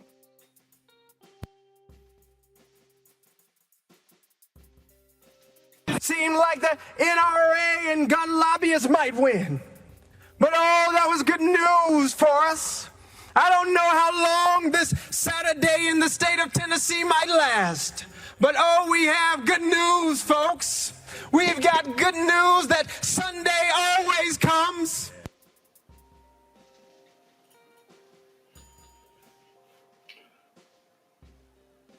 God is good. God is good. God is good. So a little bit different tones there. Now, did we go to... what have we been doing in the last couple of years is my question. I don't know. We going jet skiing or hanging out by the pool? I would assume taking acting classes. Possibly lobbying for maybe some radical middle? No, he's been at Reverend Jesse Jackson's fucking Roscoe's and bro, what the hell just happened to this? It's performance art, man, is what it is. It's performance art. It's I found something that works, is what it is. Well, it's just like how I said when I see that thing that I feel is disrespectful to women, even though I'm not one, and this and that. This is one of those things that I feel is super disrespectful to black people, to Martin Luther King's legacy, to things like that. Yeah, a little bit. Little bit, just seems like a because slap in the face to it. I guess I don't have really a right to have an opinion on that, but I mean, do anyway. I'll have an opinion on it. I don't give a shit. The thing that I find alarming is the fact that you obviously studied those men who you were just talking about enough to understand their cadence and the way they spoke, and studied them enough to know that you should have not ever gone and switched up like that, to the point where you're almost taking a knock at everybody that did it before you and everybody that continues to do it, whether it's a religious thing or whatever the case. It looks like you're trying to step into a pair of shoes that you are not. Yeah. And I don't know how long this change was, but that's a little spicy. That's coming in hot right there, bud. Yeah. Well, it's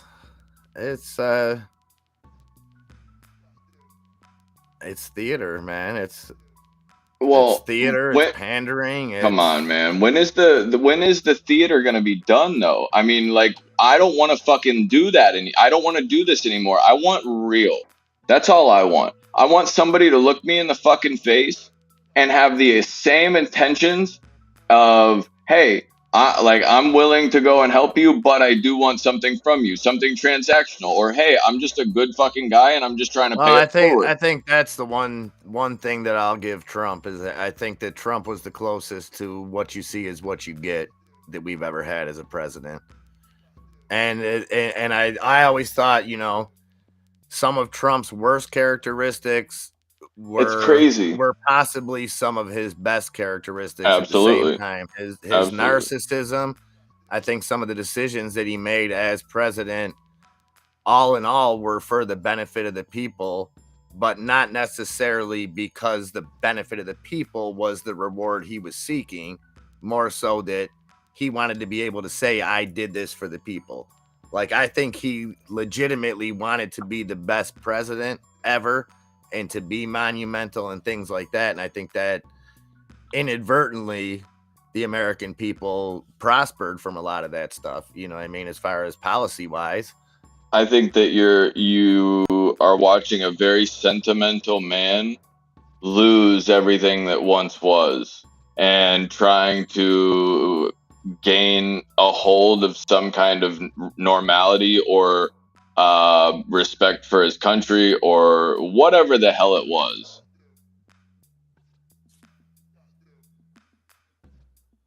Better on one side or the other. I think there was a little bit better intention, I guess, from Trump than a lot of people give him credit for. But I think a lot of people also looked at him and his money and thought, oh, there's no way that guy is that guy's probably further away from the average American than regular Biden and regular politicians, quote unquote. You know what I mean? I think it puts it put a stigma on his relatability, and then it was all downhill from there.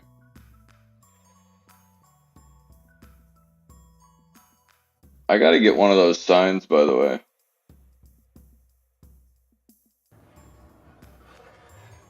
Pete Buttigieg also said car accidents are racist yesterday. Are you fucking kidding me?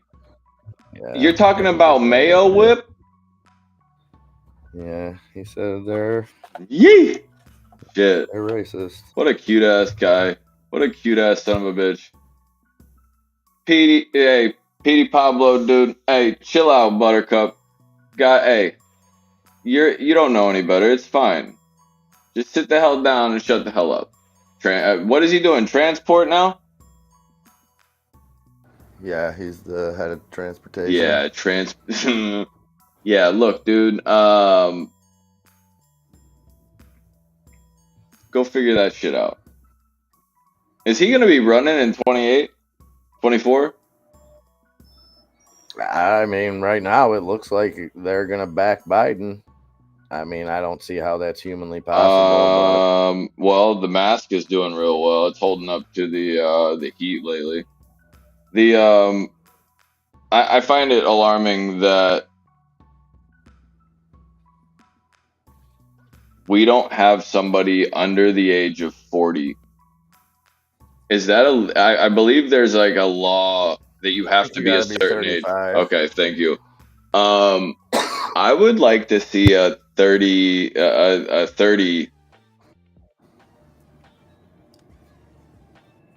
Wait, what? Webster now identifies as Lucas.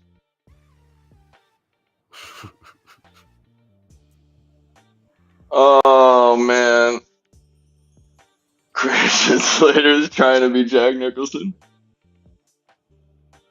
I'd love to be Rodney Dangerfield for like 20 minutes. You imagine how self-deprecating and beautiful that would be? Yeah. Oh my God, it'd be glorious. That'd be a mitzvah. So Gensler getting a shakedown tomorrow. Yeah. In front of. What do you think about that? House Finance Committee or House Oversight Committee. Right, as his fucking U.S. Senator or whatever that guy is, Senator House. I don't know who he is. Davidson. I want to say Davidson. Yeah. I would be. I mean, you're getting it from both sides. It's basically like he's got two shake weights and he's doing it up in an upward 90. Well, and that MMTLP, you know who James O'Keefe is? The dude that was with Project Veritas got fired from there after he exposed the Pfizer stuff. He's the one that put out the Pfizer shit with the dude that was on a date talking about how they mutated the virus and shit. He was on a date with another dude? Yeah. Oh, I thought that was not James O'Keefe, the dude that was the dude that spilled the beans. I'm pretty sure it was a date with another dude. Oh, I thought it was Oh, you know what? It's interesting how many people continue to fall for the Cambridge Analytica bullshit. Bro, stop talking. Stop talking to people. Stop being... Hey, you're not fucking cool for mutating a virus, dude. Like, you're not going to get pussy for fucking... What do you mean, Cambridge Analytica? The Cambridge Analytica guy gave it up on a fucking pinhole cam like homie did. In a diner, or not a diner, in a restaurant. Okay. Correct me if I'm wrong. With Project Veritas. I don't have a fucking clue what even that is. I'm talking about when they were giving Cambridge Analytica shit in the fucking election. I'm not sure. I know they had. They had some shady shit going on with Facebook. Yeah, that's what I'm talking about, not COVID. I'm talking about that occurrence with Facebook and the whole issue. No, I forget what we were talking about. I don't know. We both go to the window. It's liable to get a little... We're talking about something. Well, I'm trying to figure out this fucking word right here. Genuinely dead ass serious. What is, as Lucas, that word is escaping me. Which word? Louis Farrakhan. Who the fuck is that? He's outspoken neo-Nazi or something. He's probably labeled some wild shit, isn't he? Yeah, something like that. Yeah, okay, yep. Okay. Wait, and who are we transitioning that one to? Oh, Webster now. Okay, right. I wonder what I wonder what people are gonna think when they realize that ChatGPT is racist as shit. like hardcore races. I don't know. And I wonder if it is, and honestly, here's my theory. Do you know how many people have been able to go and get dev codes to like GP3, GP4, that kind of shit early?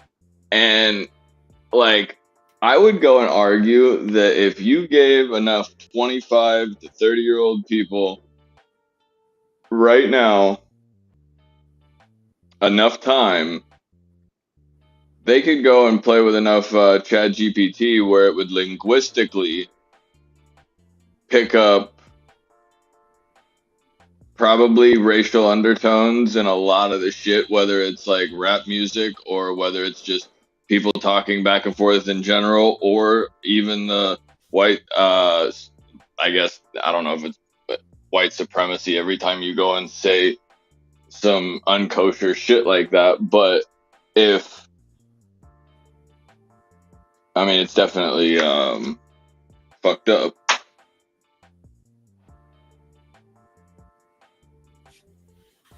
Is Edward Norton? Did Edward Norton do a fucking what was that movie? Wasn't he in some white supremacist shit? Yeah, American History Thank X. you. That's what it was. Okay. Yeah, I was getting in an argument with somebody about that the other day. What is this? James O'Keefe down yonder with the MMTLP boys. How is it? Junk Savvy doing okay? Send her a love basket. Yeah, so they got people down there at this for this hearing tomorrow. They got this guy on board. How quick could you get there with like a really big fucking old school like Dan Rathers type microphone with like the nice big gold CBS joint on it? I don't have one of those. Bro, you gotta find one and go interview that dumb son of a bitch at the door. I don't know that we may see Gensler get put on the spot for this. I mean, this is still. But what the fuck is it gonna do, honestly? If you think about it this way, even if they ask him what the fuck is going on, yeah, he's gonna say, I'm gonna look into it. Oh, I don't have that information. Counselor. I don't have Senator. I don't have that information. Most likely, but I'll say this: that outside of the very beginning of the GameStop stuff, when Roaring Kitty went and talked in front of Congress and stuff, right. I never once seen the AMC community or the GameStop community doing the effort that this MMTLP community does. Oh, hell no! It's not just sitting around, bro. They're looking at bullshit numbers that FINRA is giving you, telling you how short the stock is day after day, talking about the cost of barrels up to fucking whatever, bro. That was the amount of DD that Apes did. They're over there. They're reaching out to congressmen. Like I said, they got James O'Keefe involved. Bro, I had they're doing their thing. Not only that, but they are, when I say ants, I mean that in a good way. They literally could move a fucking mountain over there for a stock that never really caught wind. It could just be the tip of the iceberg. Oh, 100%. And it could be a huge fight. Happened with this stock. And I mean, they have the proof. Like, this isn't one of those, hey, there's some naked shorts. Like, this is. And I mean, it's still, even like with the GameStop stuff, like the worst that happened. I mean, the buy button, you can debate that till you're blue in the face, but the bottom line was it happened and it was done by the next day. The stock was trading. This has been April 3rd. It was 115 days. So, it's 132 days now that people's money has been tied up in that. That's bullshit. And it's only what because usually happens. They fucked up and they know that they're caught and they're figuring out how to not get caught. There's a shit because it's not like how is it any different? There's a dividend because the stock is done. Well, I mean, it's different for a lot of reasons because it never should have been tradable to begin with. That's the jumping off point that they need to address first off. Then it was oversold to the tune of, estimates between 5 and 50 times the float were able to be shorted right before they suspended the trading when they were supposed to allow trading on the 9th and the 12th. Then they cut it off on the 8th. These people were never able to get out of their positions, but the shorts weren't able to cover either. But that's the problem now, is there's only 165 million shares in the float, and these holders hold literally 500 million shares, just like the retail, just the people in their community. Yeah. And the stock is done. Like the stock, it's, and I'm probably butchering some part of it. I actually just talked to Junk Savvy over the weekend for a couple hours, and she's cooking. Yeah, they're the way that they've grown and the contacts that they've honestly, I've questioned some of them having a drug problem. They work honestly day in, day out for a stock that does not move. It's kind of incredible, but that's what they're doing. Shout out to them. I say the difference is they're not just bitching about it. They're not just they're going out and getting it. Yeah, and I like it. That's what kind of a lot of I guess we should have had in AMC and GME. If we would have had half the I think a lot of it. I mean, I don't think the case was anywhere near as strong because those stocks always continued to trade. So there could have always been a bullshit out for them. Not saying that the same stuff wasn't happening. You know what I mean? No, it was just. But by the time that we went through GME and AMC, we kind of learned at that point, almost by proxy, what to look for. And then MMTLP was probably just a sore thumb, and kind of did exactly what they knew it was going to do. I mean, they had everything. I mean, they're continuing to go and push the narrative of the financial, financial equality when it comes to algorithmic trading and just simple simple rules and regulations to a lot of the finance. But I mean, it's kind of ridiculous that we have to have a body of people that are completely random, that don't know each other, that are all now connected by one stock that people are getting fucked on because the government got caught.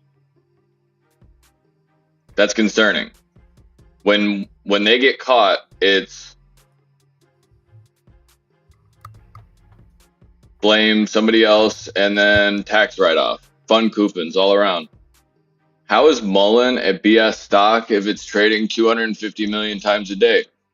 Well, non-refundable, considering that 250 million times volume is the you're thinking of a 10-cent stock. So you're basically trading $25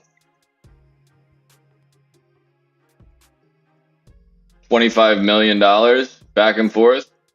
It's not a lot. They had some deliveries too. And they secured funding that will cover operations till the end of the year. That's what's up. Or at least the end of the year. Yeah. Good for them. That's huge. They got another extension. So they got. That's actually a big deal. September. I didn't know that. That's actually a big fucking deal. Yeah, that was Junk Savvy put me down on that too, because I actually made the joke when she was like, she told me about the funding, and I'm like, well, yeah, and I was actually working at the time. I'm like, I just delivered a pizza that could have funded them for the year. If you're not making any cars, you don't need any funding. Yeah. Right. And then she hit me with the it was some commercial vehicles too. It was like honestly $100 and something million deal and almost a $200 million deal that was delivered. I honestly got to give you props for the thumbnail tonight. Bravo, my man. The guy on the left is fucking great. He's like the chocolate rain guy.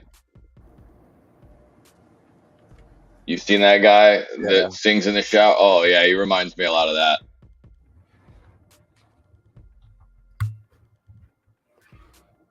But I don't know. I think we got a lot of productive shit destroyed in this one. I really, really liked it.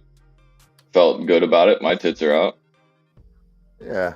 What are you looking for tomorrow? What did you think about the little things we do know? Nunya, if you are around still, brief, if you want to come on or whatever, just brief idea of what happened with Carlson. Because crypto is what I'm going to keep an eye on tomorrow. Yeah, well, crypto is supposed to be shit. Yeah, you're correct. What is because of Gensler? Yeah, that's kind of. Why do you think he's going to go after crypto though? Well, no, I think they're coming after him. Oh, FTX for regulation. I mean, he might just get it from every angle tomorrow because he might get that. He might get the Silicon Valley blame. He still has some, some explaining to do from the Sam Bankman-Fried shit. Well, and then if they introduce this MMTLP, which there's a good chance that we might hear that get put forward tomorrow. Well, what's crazy? Why? What is the Are they not even looking at any of the shit with what the hell was the other GNS and ATER?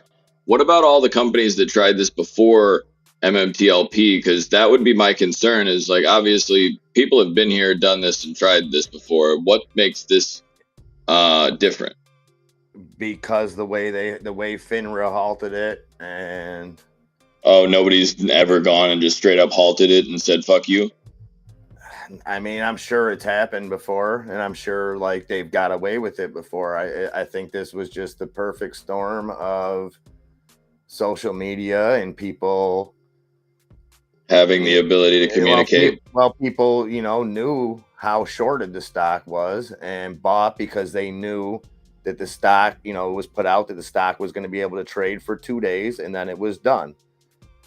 It was gone. But then what happened, so people bought a bunch of it, then they went ahead and suspended it before that. But then before again, you go back even further, the stock should have never been tradable to begin with. It was only meant as a placeholder. It was never meant to be a tradable stock. Two guys that had nothing to do with the company, no affiliation, no ownership, were able to get it to be tradable on the OTC under some bullshit premise. Okay, and again, I'm not giving the whole story here. I'm probably, so don't take my word for it, but this is all. But that being the case, let's assume that half of that's factual. What do you look at it as? Do you look at it as, oh, well, these people acted incorrectly, so we have the ability to say, oh, this wasn't our fault and let's just do the do-over mulligan type shit? Or do you look at it as a well, it was created, it did get past us, we need to do the right thing here and go and obviously do what's right? And what I don't understand is they went and completely halted this stock, but did people know prior to the 2 day, it was going to trade for 2 days? Did people know that prior to getting into it? They knew that it was going to trade for 2 more days. Then that's their fault for not getting out. Whether they got in then or whether they were holding. I mean, yeah, I guess. I don't know the full situation. Well, we'll do some more research on that and probably touch on that tomorrow. I mean, I know that they had the expectation that those 2 days, being the 9th and the 12th, which was a Friday and a Monday, that it would be tradable. You know, so if you bought on the 7th, knowing, you know, that it was that's like saying that if you had options that expired on Friday and they halted your options on Tuesday, you're just fucked. Right. You know, same thing. Like they knew that it was gonna be done trading on the 12th, but they also knew that shorts had to cover. So yeah, that's unfortunate. I mean, I haven't looked at it because I trust Junk Savvy enough in like that community that just her word is good enough for me. But as far as like the documentation and everything, I know it's all there. Just follow her Twitter feed. Look what they're doing over there. It's all. But again, I mean, nothing is 100% mean, well, this is going to change anything, but it's there. They can't deny it. Now, whether they can work some kind of settlement, because now you have the brokers, you know, so you have the different brokers, TD, all of them that are involved. They're not going to foot the bill for the hedge funds. And ultimately, who's responsible, from my understanding, is DLPP. And that they'll be the ones that would ultimately cover the losses. And I don't know. I mean, I feel bad for anybody that has money tied up, you know, regardless. I mean, because of the situation, I think there's more people that, and you can argue, well, you knew what you were getting into, but you really didn't. You know what I mean? Regardless of if you held too long. You know, if I told you had 4 days to buy and sell a stock, okay, Enzo, this stock has to squeeze. I show you all this short information that's I legit. hold for 5. But just say I tell you it's going to be gone in 4 days. You know, I can't really hold you responsible that it was now gone in 2 days. You know what I mean? So it's like, I get it. When you buy stocks, you shouldn't buy with money you can't afford. All that shit, I understand. But at the end of the day, no, but when you're investing into something, you should be assured to something at least. Yes. So I mean, I'm not involved in it in any way. I don't have any MMTLP, any MMAT, none of that. But I'm cheerleading for them, and hopefully they can. Hopefully their voices will get heard tomorrow or in the near future. But yeah, Gensler will just pawn everything off tomorrow. There's going to be a lot of that. And I'm sure we can have a watch of that. We don't get to see him get questioned too often. We see Powell all the time yelling. Squawk is calling for a commercial real estate crash that will be at least as bad as 2008. Is that when all the refinancing comes due or whatever? The 1.25 trillion in loans that have to be reorganized? Yep. And keep this in mind. This is an odd occurrence that I just realized. The VIX is at 1693. The last time the VIX was this low was January 4th and 5th of 2022, when the SPY was at its all-time high.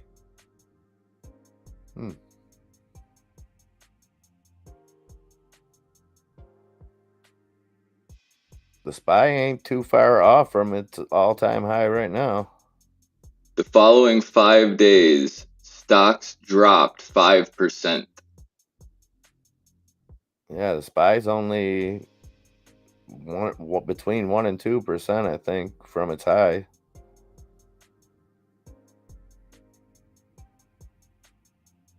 If I'm not mistaken. Maybe I'm off on that. No, I'm gonna be buying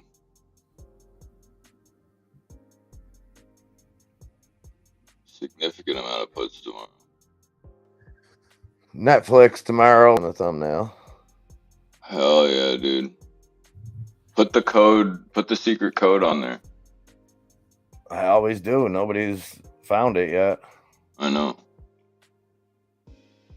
But no, I think this was good. I think we touched on a lot of beautiful things. Yes, sir. Just a few ticker flows. The SPY ended up going bearish 246 to 228. That's million. 246 million to 228. The Qs went bull heavy by 4 million. The S&P was bearish by about 33 million, and Tesla was bearish by a little under 8 million.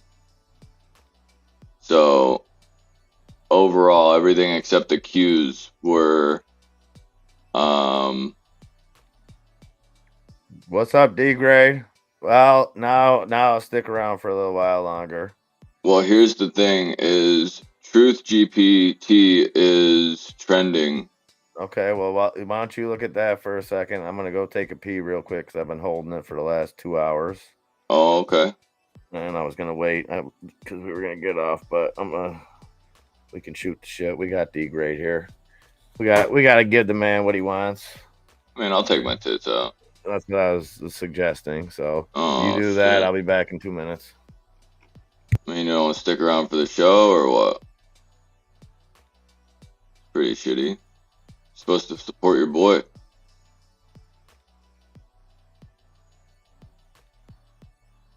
What's up, D? How's everything, bud?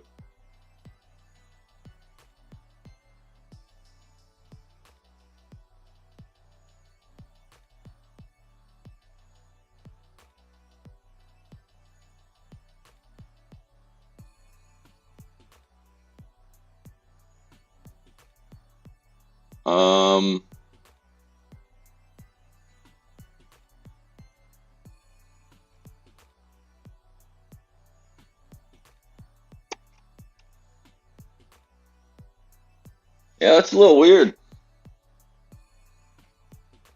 Little strange.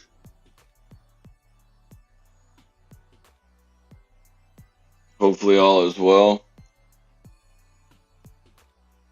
I see that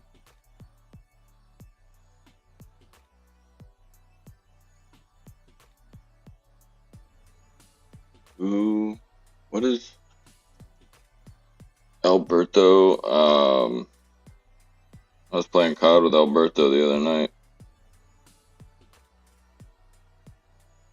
I see you hanging out on Twitch all the time. Hopefully everything's going well out there.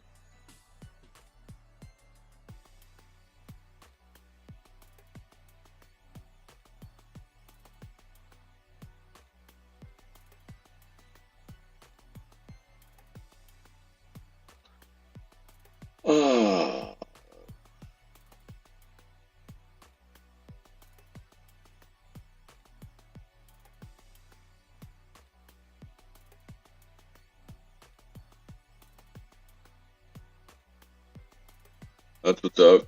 Can I get a? I mean, I can turn that on.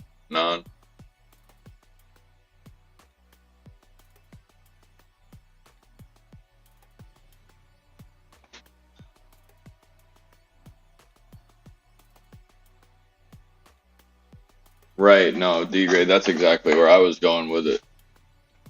He could too. All he's got to do is just like run off a junkie or something.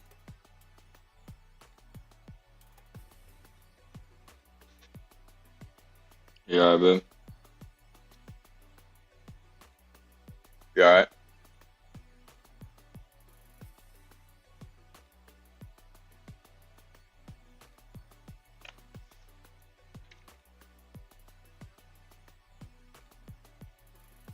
Yeah, D-Grade non-refundable is our resident crackhead wrangler. He's the best in the West.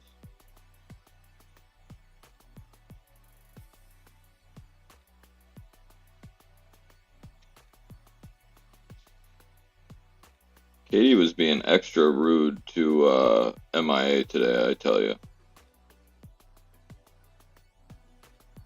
She was,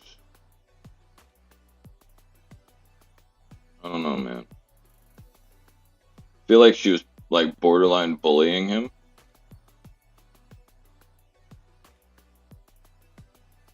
I don't know. He'll have to come back and he'll have to give you his thoughts on that, D-Grade.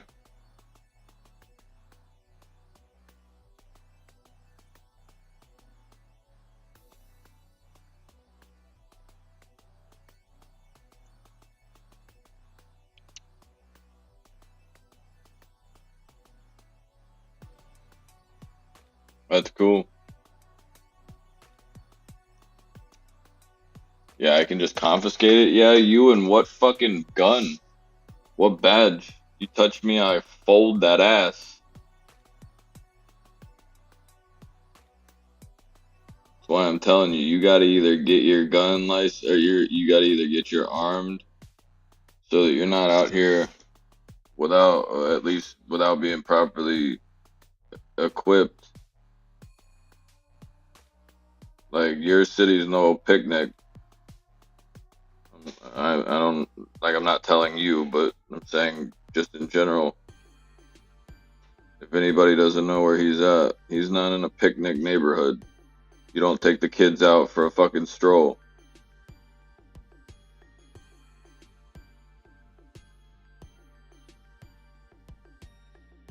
So I'm not just jumping, or I'm not just talking shit.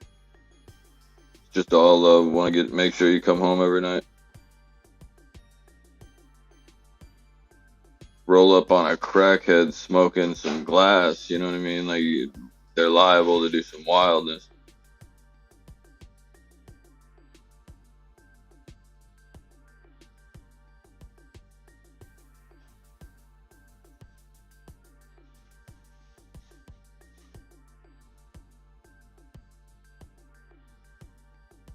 Yep, no, I well versed in keeping my stash.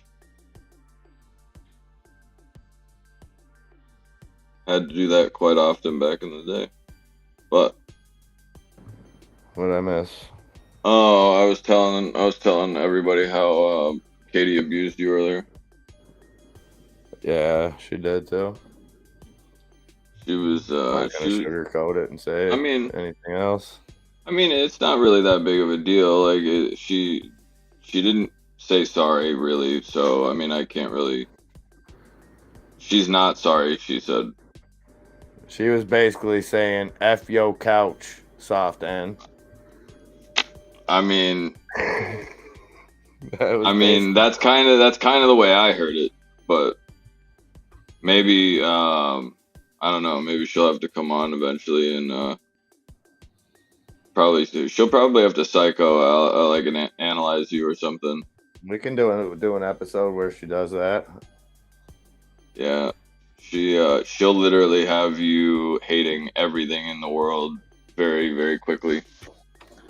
I think I'm a pretty glasses half full kind of guy. No, you think that until you realize that the person that you go to sleep with every night is quite literally better matched than you on your own brain chemistry than you are even I don't at go the to sleep with anyone at night except my dog, fool.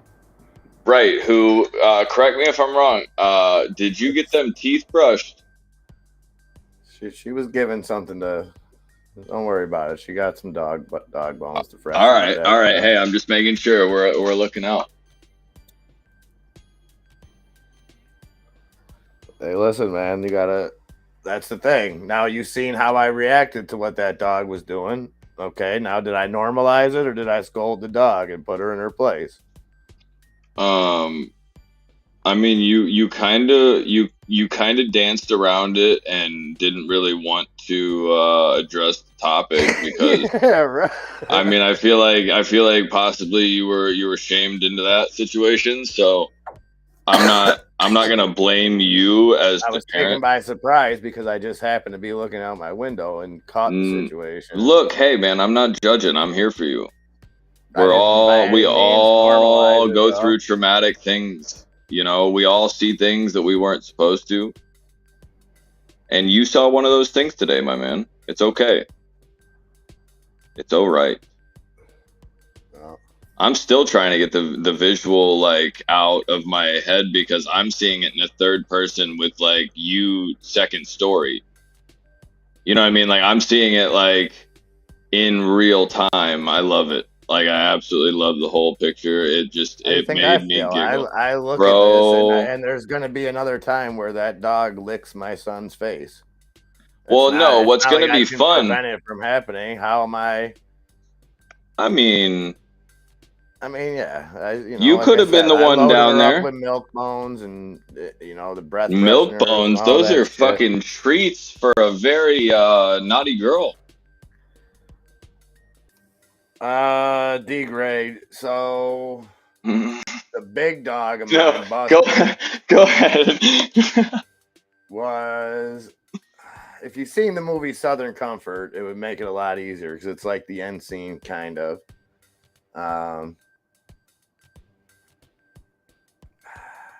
It's a nice way of saying this. There's not one. There's not one.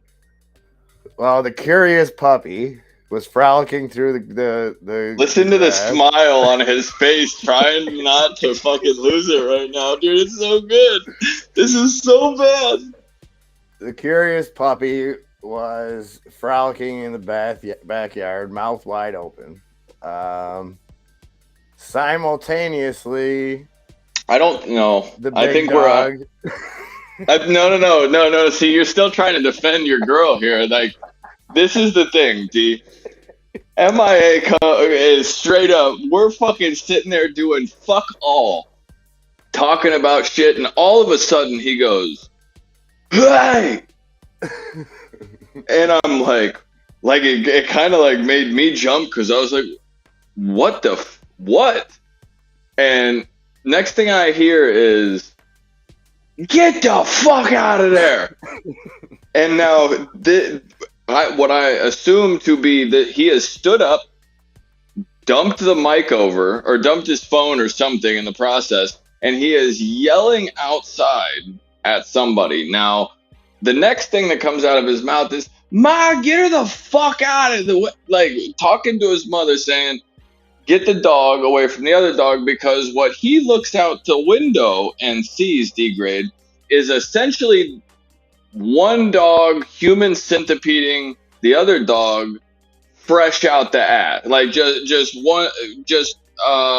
two girls, one cup type joint, dog style. And so he had to go and freshen her up with a couple of milk bones, get her a couple of some fucking zebra stripe gum, maybe in that situation. I don't know. Yeah, but now I got a question. Is that like when you know that your girlfriend just sucked somebody else off or something? You know what I mean? Like, I feel like that's like, that might be the big dog saying, "Oh, I actually own the little one." No, I think what it stems from is I think the other little one is into that. And, yeah. Right.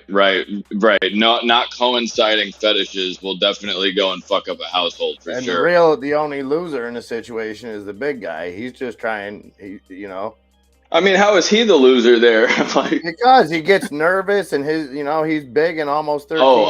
Oh, it's a performance thing. Yeah. Okay. Right. So he has to be there longer just for her satisfaction.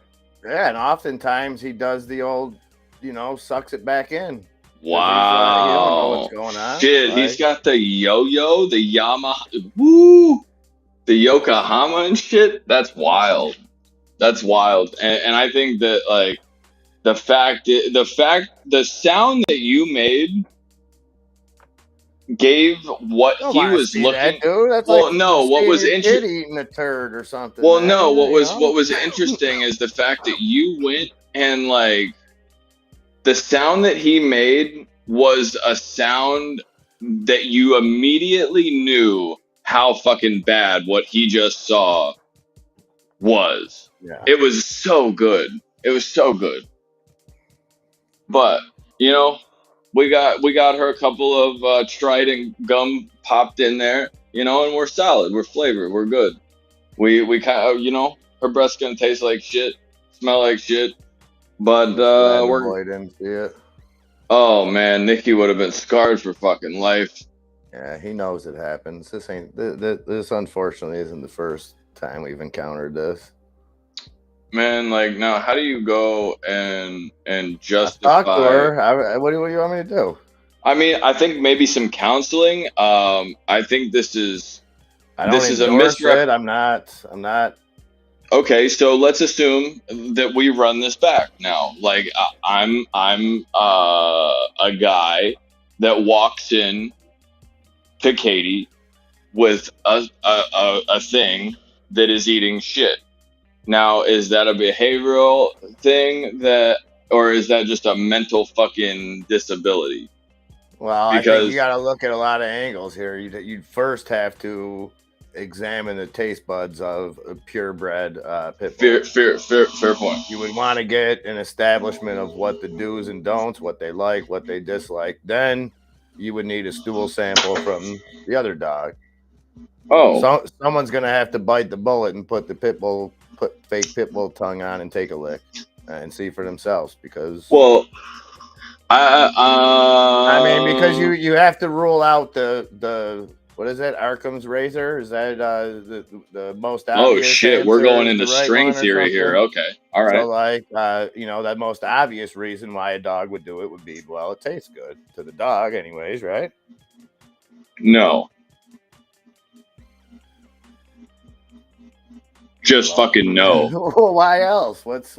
I mean, we feed her plenty. It's not like she's starving. She's not hurting for food, you know. No, it's got to be.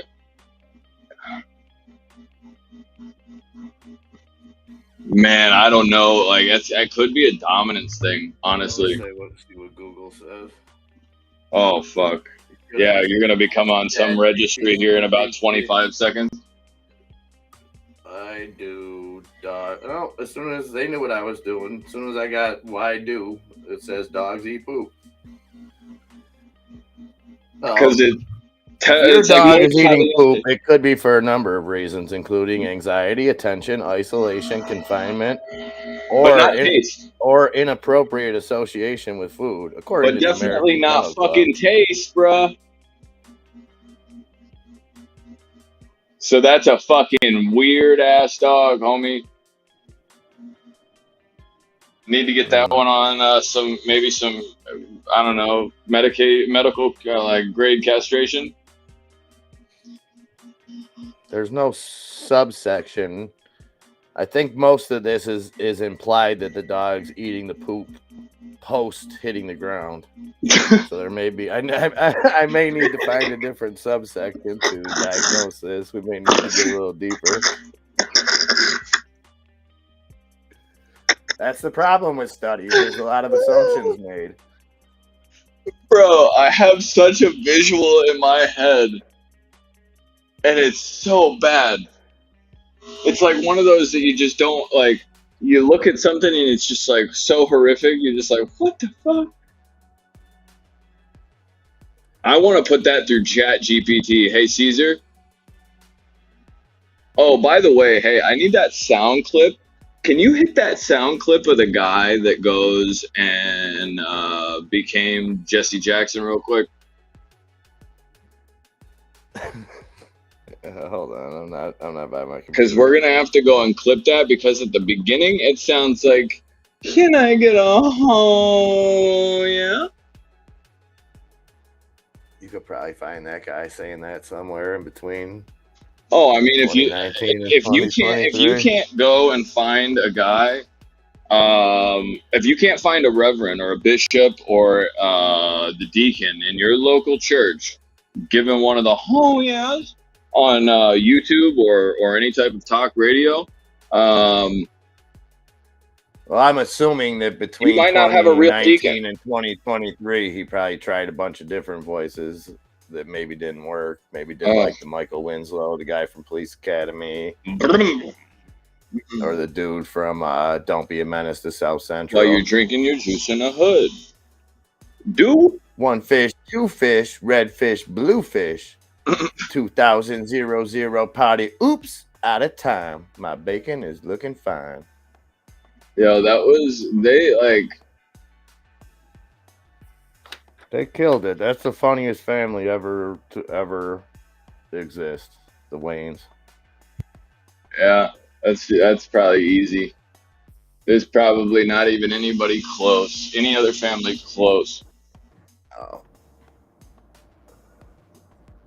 No, and a lot of different humor too. Like Keenan Ivory was funny as hell, and then he became like the kind of like the producer end of it, the adult side of it, and then brought all the rest along. Damon Wayans, like 1989, maybe 1990 HBO comedy special, still to this day cracks me up. One of the funniest specials in the world. His shit on SNL too. They got banned. They got him kicked off there. I mean, even just his like normal run of the mill day shit. What was that family? He had a family. Fuck, man. I forget what it was called. I know what you're talking about. Son, daughter. Yeah, because he had his own, and the other Waynes, the other two brothers had the Wayne Brothers show. Right. That had what's his name on it, dude from Friday, all day long, foot up a dog ass. Mm-hmm. You better put water on that damn shit. How come when I'm in the kitchen, you in the kitchen eating up all the damn refrigerator, all the pig feet, all the car? I want me some pig feet. I love pig feet. Yo. I'm gonna eat some of them collard greens. Yo, him spraying a air freshener, like him and Rodney Dangerfield have a lot of comedic similarities. Yeah, I'll tell you what. You ever want to listen to a great podcast and just laugh? He was on Rogan like maybe a year before he died, and he was freaking hilarious on there. Because he was saying he figured it out. Like he just had to play himself. Like he's the dude that he is. Like that. That's just him. Hold on a minute. Baby fucking Dogecoin is trending 35,000 tweets. Let's go. No. Baby Doge do do do do do. Baby Doge do do do do do do. On that note.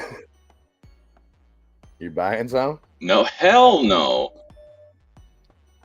Let's go. Stock market is. Oh. Come on, drop a 6 in the chat if you want Enzo to buy some baby Doge. Yeah, take those 6s and shove them up your fucking ass. There's no way in hell I'm touching any of that fucking money or that stupid ass cryptocurrency. I wouldn't go. My bond desk is showing me a yield to call rate of 34,000. Mm-hmm. That's what I'm talking about. 888 for AMC.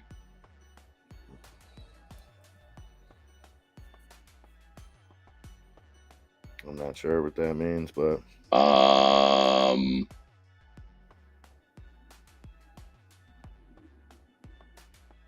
good question. I mean, that really wasn't a question.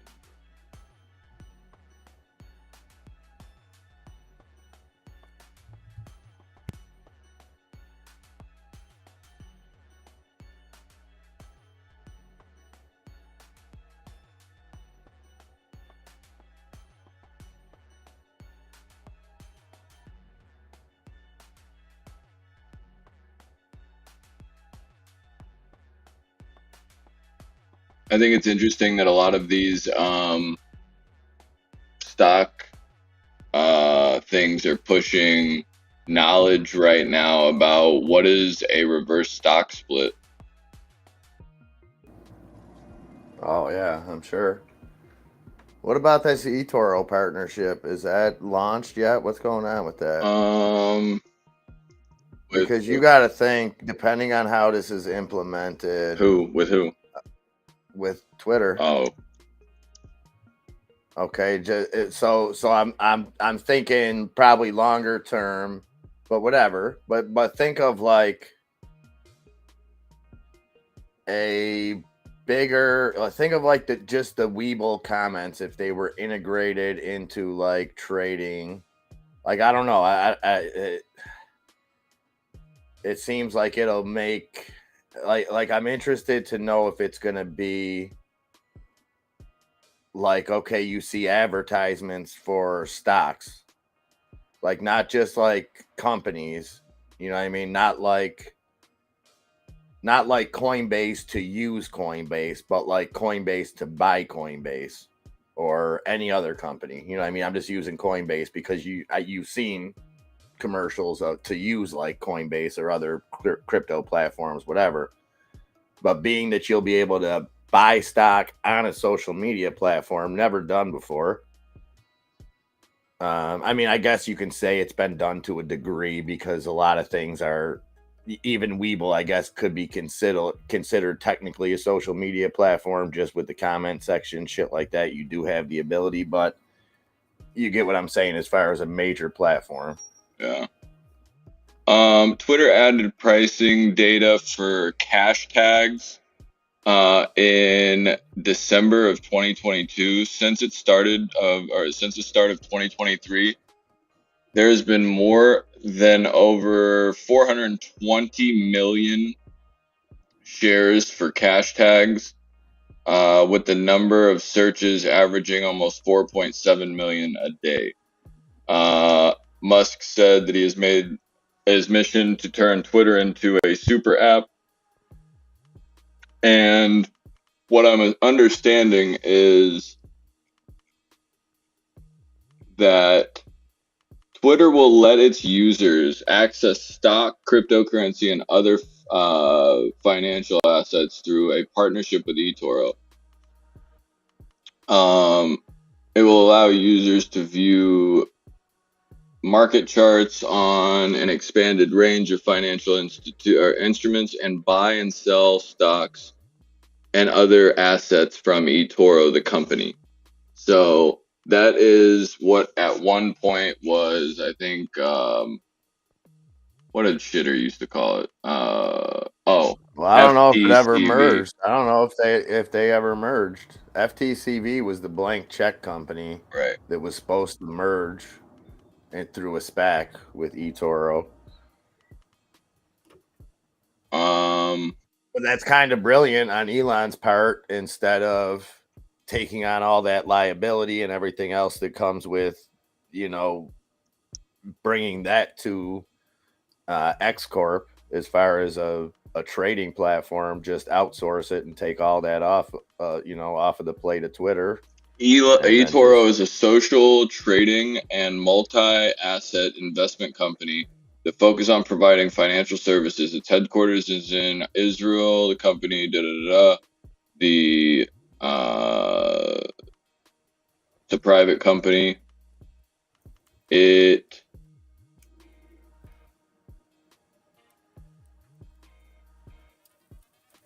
so that SPAC must have never happened. Well, here, when you look up eToro, it says fintech acquisition, a publicly traded special purpose acquisition, and eToro Group Limited, the leading social investment network, has mutually agreed to terminate their previous agreement and plan of a merger. FTV stock has been trading in a narrow range.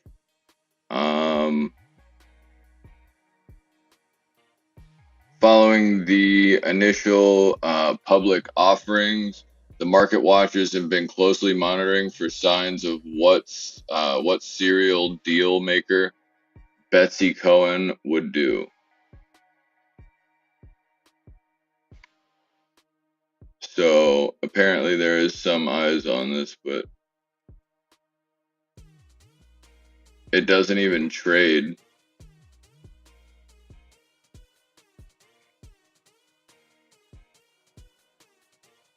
But somebody just gave them, holy shit, INO. Whoa, hold on a minute. 321. eToro's latest funding round was a Series F for $250 million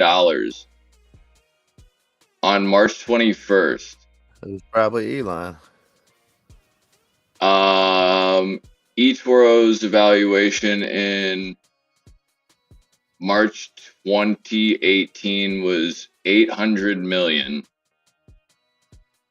eToro latest post-money evaluation is from March. eToro's 2001 revenue was 1.2 billion. Most recent revenue was from 21, but yeah, they got 37 million from F2 Venture, one source, 13 sources. So they've been partnering with Social Leverage, SoftBank, Spark Capital, a bunch of fucking people.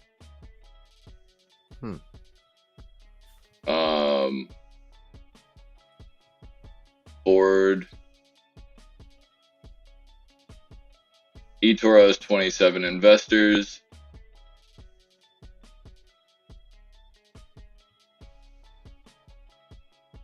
eToro acquired 6 companies.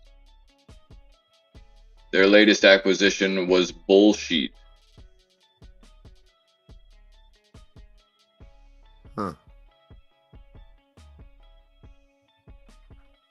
So, yeah, I'm definitely looking at that when that decides to come to fruition. But without further ado, I'm gonna go work on a couple of the pieces of the shop and stuff like that that should be coming out here shortly.